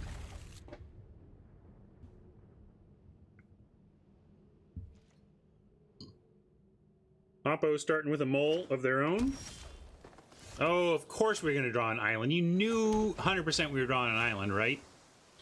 Sketchy keep, but I like the keep. Okay, found our... I'd like to stop on lands entirely now. We could literally never draw a land the rest of this game and we'd be pretty happy. Good question. Which is the better green removal? Return to nature or the fight aura? Don't know yet, honestly. Still trying to figure this format out. Really, deck, please, enough with the lands. Please stop now. Please. Please, please, please. We can get there if you just stop with the lands.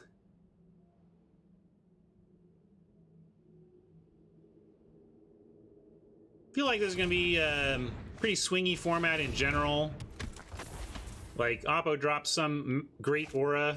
Yeah, like, great aura on the Wave Rider, and boom, suddenly... And this isn't a great aura, it's just an aura. But, like, we're one amazing aura away from just really having a tough time of it against this Wave Rider.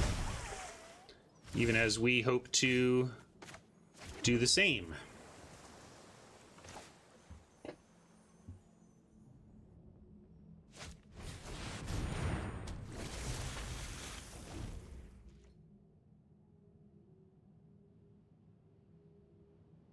Yeah, it might come down to your constellation in terms of that removal. If you've got synergies for the fight aura in your deck beyond just it being a removal spell, it probably wins out. But I think if you're not really doing anything synergistic with the fight spell, there's a really great case to be made for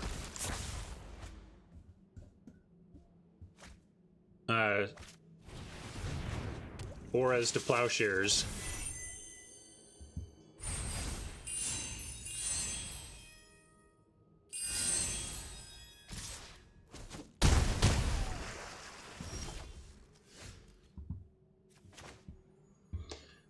Well, that's interesting. We can go Envoy here and get Commanding Presence.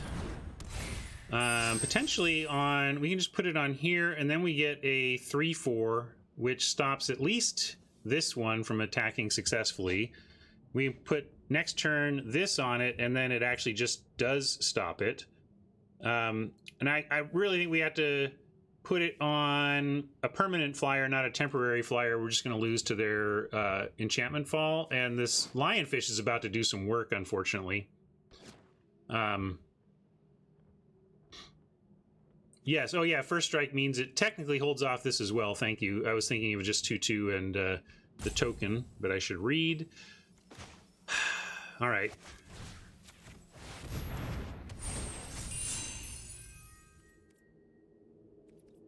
And we got to stay on the ground. I think we're just probably going to lose to another aura, though.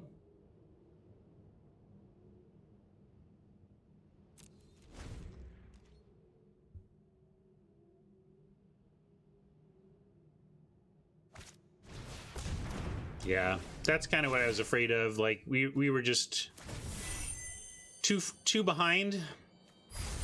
They were just ahead of us every step of the way, and... I don't know. I think this is going to happen a lot. Like I said, this is going to be a swingy format that you just get runaway games in this format. And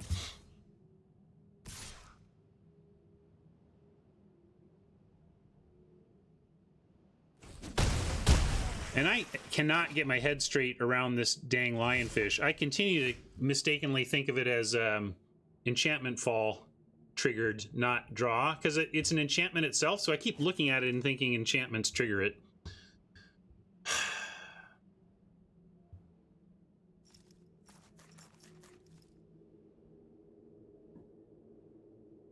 Yeah, I'm done here. All right, now I'm getting a little annoyed, which is what happens when I lose. But, I mean...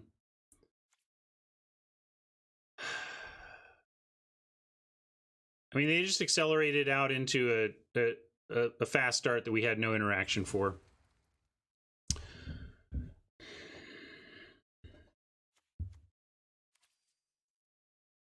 Yeah, we need to flicker. I don't want to deny, although deny less important for this. Flicker definitely important. We want to revoke stuff.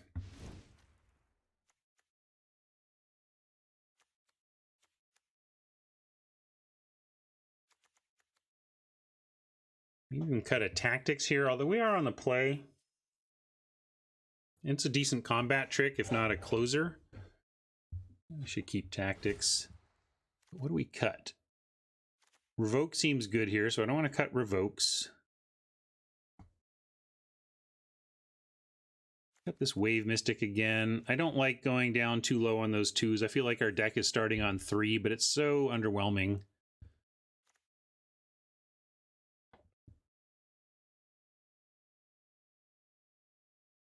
Yeah, I mean, I even get that War Furnace. It's not that I can't see what they did after the fact. It's just what my brain does when it sees that enchantment frame. I'll get over it.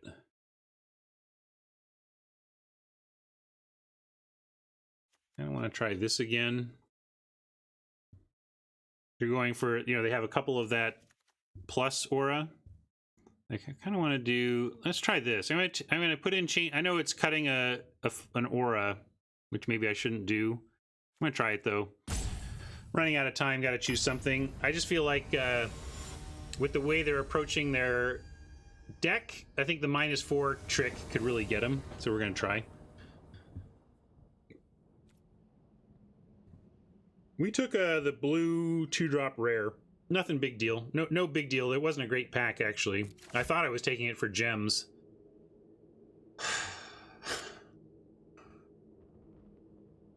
This is rough. We're just gonna flood again, but I'm keeping. We have, like, this is a good Revoke Existence opponent, and we have a turn 3, 2-4. I'm not gonna throw this back, but I know we're risking flood. I get it. Every land we draw is like a blank. And because whenever you keep a 5, the shuffler is programmed to find a land and put it on top. So just so you know that. Keep that in mind when you keep your 5s, that you're actually keeping a 6. And I'm kidding, of course, but since I deadpan that, I'll make it clear. I'm kidding. We could go with our... yeah, the Enraptured here is fine. Let's just get aggro, get a little bit more aggressive first.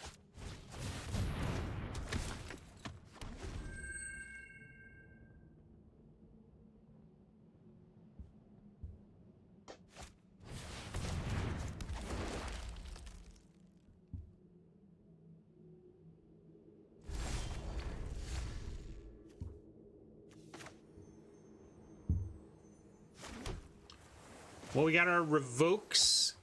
Kind of just want to take the trade if they want it, though. I'm fine with a trade here, and then we just play out our Courser instead. I think we got bigger things to revoke.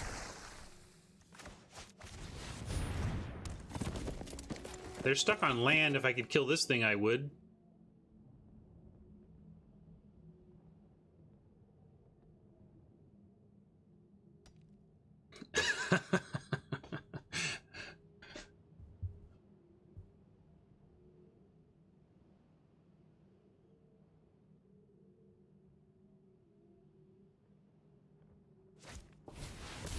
It's kind of just absurd value in general.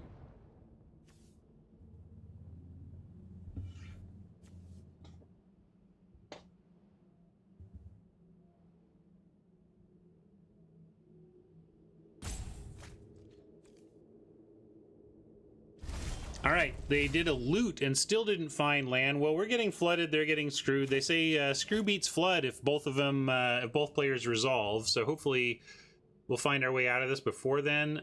If they want to double block, you know what? I'm going to do this now and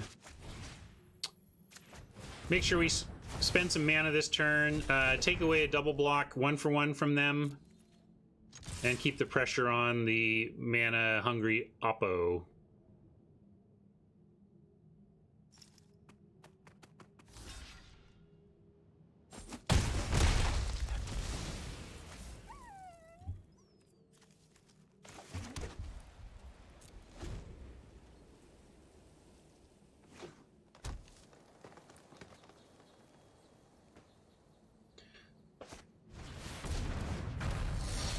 Well, guess we have another reason to revoke, and we still get a Seaguard after that even, so that's nice. But we're definitely revoking Renata. Is that Renata? Yes. Took Renata controversially over the rare giant in my first draft. In retrospect, probably incorrect, but I really was enamored with the idea of trying out Renata.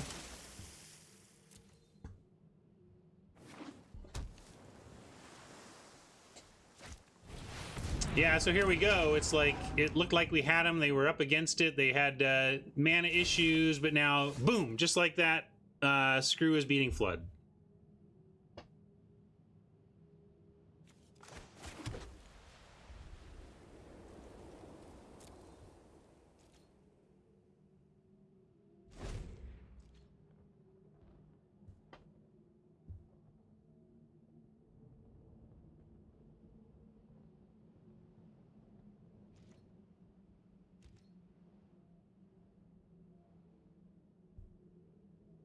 Exactly, Rocky. That is exactly why Screw is seen to be the advantaged player in this type of situation.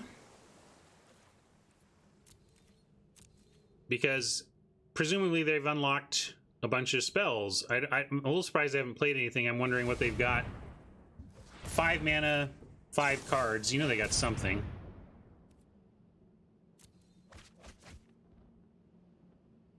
Show me thirst is good. So what did they pitch? See, I mean, I get that they got 2 cards for 3 mana, but they had to pitch pitch gas for that.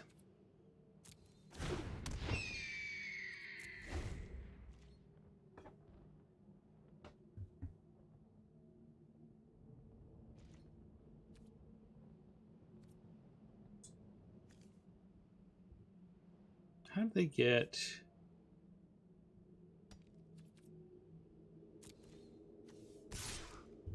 Isn't that 5 mana or 6 mana total? Or did they do something on... Oh, they did, and then they untapped? How did they do all that? What am I missing? Oh, because of Power 4. There we go. Now I got it. Read your cards.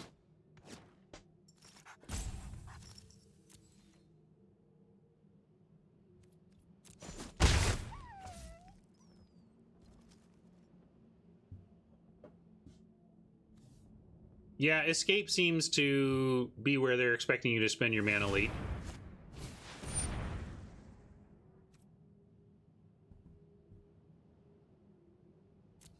But that's what I hate, as long as you have an enchantment to pitch. People just say that about the card like that's no big deal.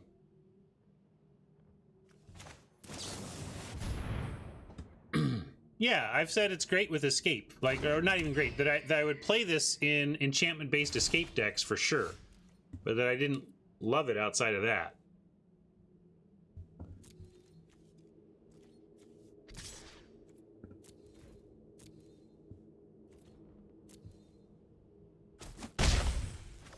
Blessing, not a bad draw. Just the 2/2 is going to let us survive against goal-on-goal combat.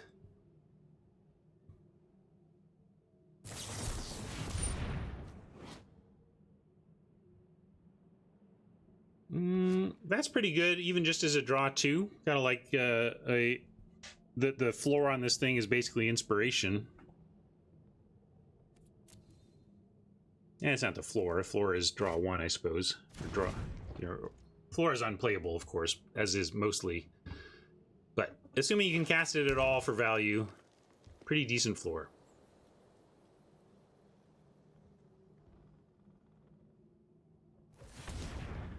Hey, maybe I'm completely wrong about this card. I'm just much lower on it right now than Luis and Marshall were. That's my main point.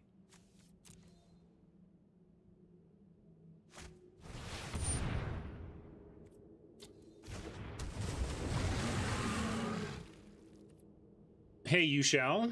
Hope you're doing well. Okay, well, fights up to 1 target creature you don't control. Probably going to go for the goal, and then we'll win the fight in that case.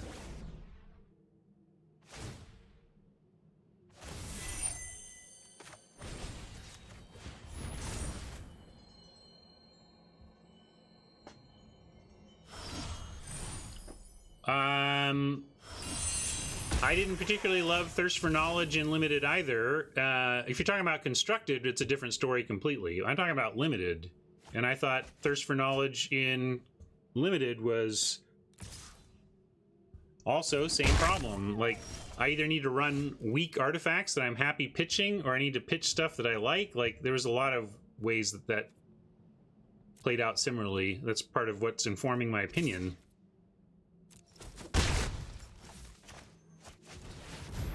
But that was a long time ago. Maybe I don't remember how good Thirst was or something.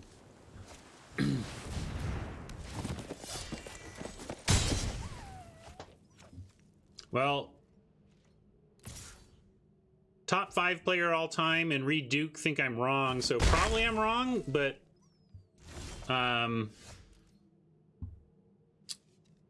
show me.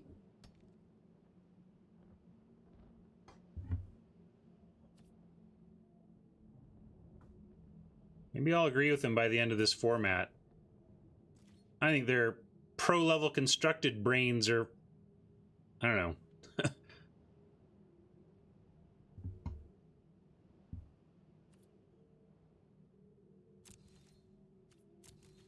Well, we need some of our skies back here.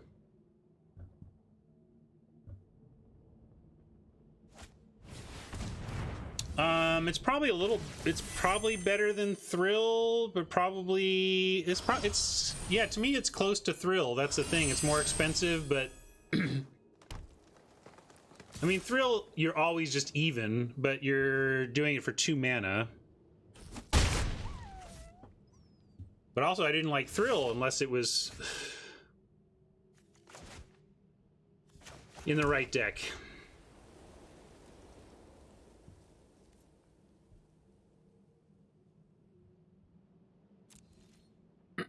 I think they put it when it's 5. See, when it's 5 or more, they show the count. Well, this is frustrating, but whatever. I said as soon as I kept this that we could lose to Flood, and here we are kind of doing that.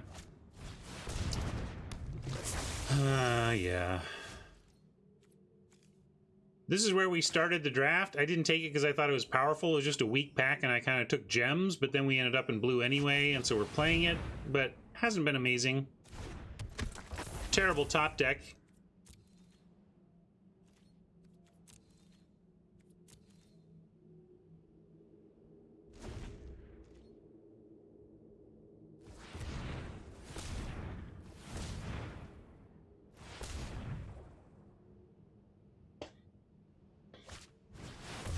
Well, apparently it's really good because Oppo uses their premium removal on it as though it matters.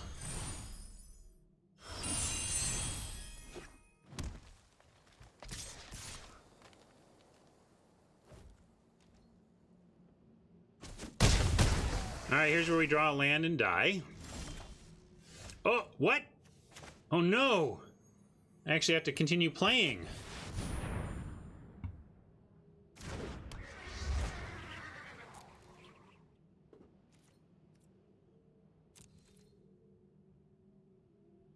Well, East, I would have just held it until I presented something that could actually block a flyer. I guess they're worried about like instant speed auras or something that make a flyer. If you're being super paranoid, I suppose.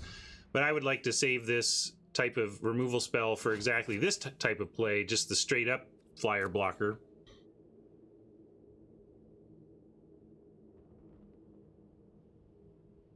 I'm trying to decide if they want to offer this trade. I guess I would in their spot. This is the only flyer we're showing, and they just need to find some more enchantments, and this Wave Rider will end up in the air. Yeah, I'm not sure why Oppo just isn't sending everything here. Like, we got 5 blockers to their 6 creatures, and their smallest one, their smallest one besides the 1/1 is 3. Like, we have to block everything. Everything is a force block but the Caryatid. Now, they may think that something's going on in our hand that they're worried about, but we'll take it if they want to play cautious.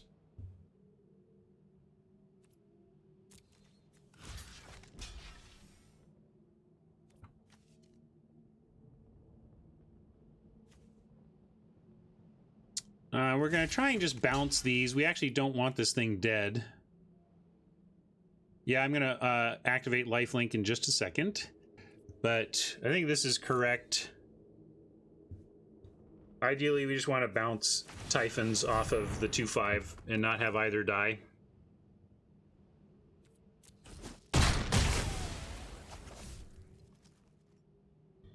Oppo giving us a chance. I think we're basically dead if they just swing away there. Chain to memory is interesting. Still don't want to actually kill this thing, though. No, lifelink does not stack. It used to, but that's not how it works anymore.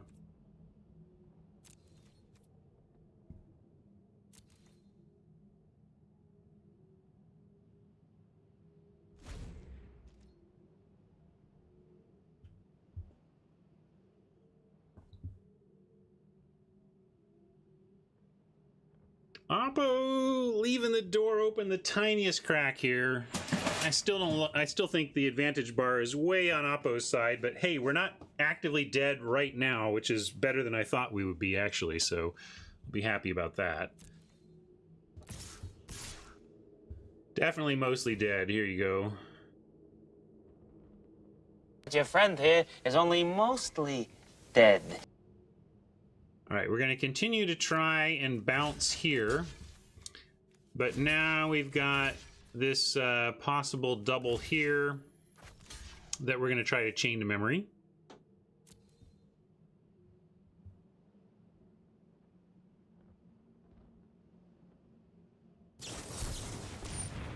Yeah, I should have put all 3 on. There's no reason to risk it. That was a little punt. Like, there's just no reason not to pile everything on there. We're still not going to lose our creature, but we could actually still win this combat if I had just piled it on. Okay, flicker is interesting. What can we flicker to usefulness? We can flicker this. We can flicker this if we want to get that back. I think we want to keep both of these. Commanding Presence, though, yeah, it gives us some... They're not coming at us in the air anymore. This Wave Rider is the big problem. Eventually, this Wave Rider is going to get us. I'm worried about that.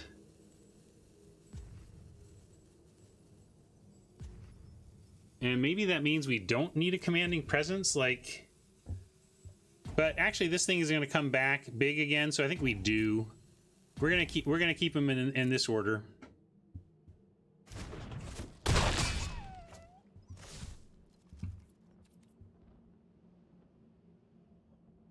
But imagine how much better shape we would be if this thing were just dead right now. Huge. I called it a small punt, but it's really a big punt that this thing isn't straight dead.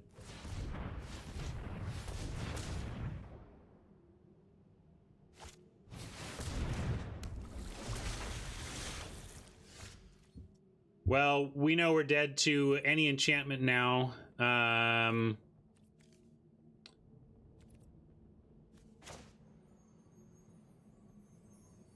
But let's see, we got a 5-er. We need to make it, let's make another, well, we might flicker this. So let's put it here.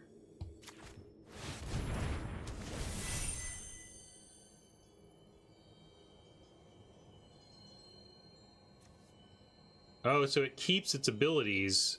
All right, well, what does it matter? Does anything matter? No, I guess it doesn't matter. Here, I'll pick this. Sure. Oh, I guess I can kill this. We'll keep this. So I was just messing around and killed that dude.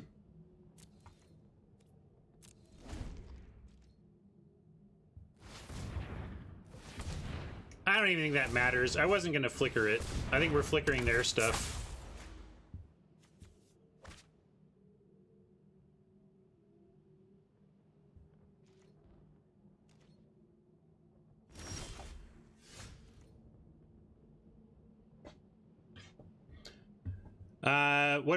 if we copy the Kraken, yeah, I guess that does matter. We would rather have this out so we can have it sit on something that has a passive ability. That's fair. Jules is correct. Julu, how do you pronounce your name? I always want to say Jules, but it's really Jules. Jules, got it. All right. Clever. Well.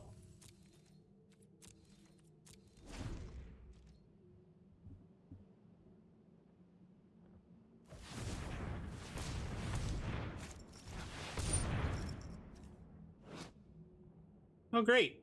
I was wondering if we'd face more hard-to-beat mythics. Speaking of Julus.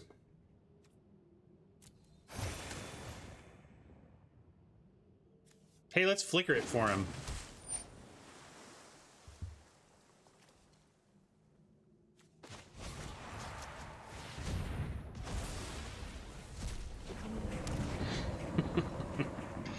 That's style points scooping right there, folks. Style points scooping. I don't know why they gave us extra turns. Maybe they wanted to play Uro.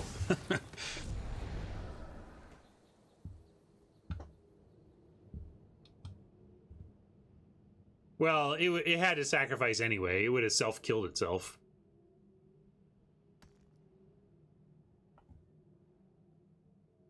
If we flickered it after escaping...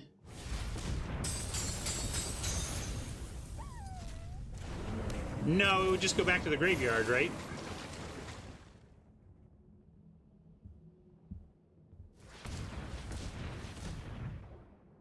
I'm just letting Oppo have some fun now, but we'll scoop it up. Obviously, I mean we were scooping it up as soon as we flickered their Uro.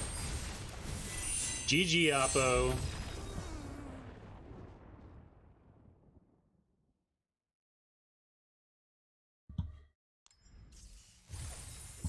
Well, I was hoping for better, but we got some gems back. It wasn't a blank. We didn't get the old 0 or 1 win is where it really hurts. You get no gems back, but we get 800 gems, a few packs. Had fun first draft with the format.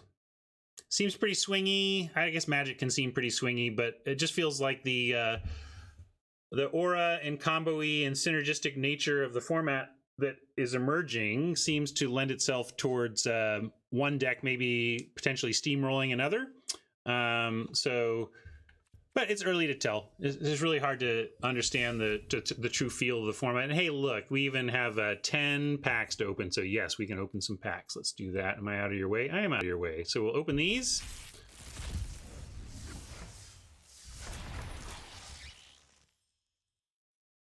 Two mythics and a wild card, not bad. And I'm gonna go into this view. We'll keep playing. I'm not done yet. Might even draft again. It's the new set. Lots of people interested in watching more limited, I suppose. Maybe we'll do that. I'm gonna say goodbye to YouTube though, and then I'll talk with chat about what's next. See you, YouTube. Thank you for hanging out. We'll catch you next draft.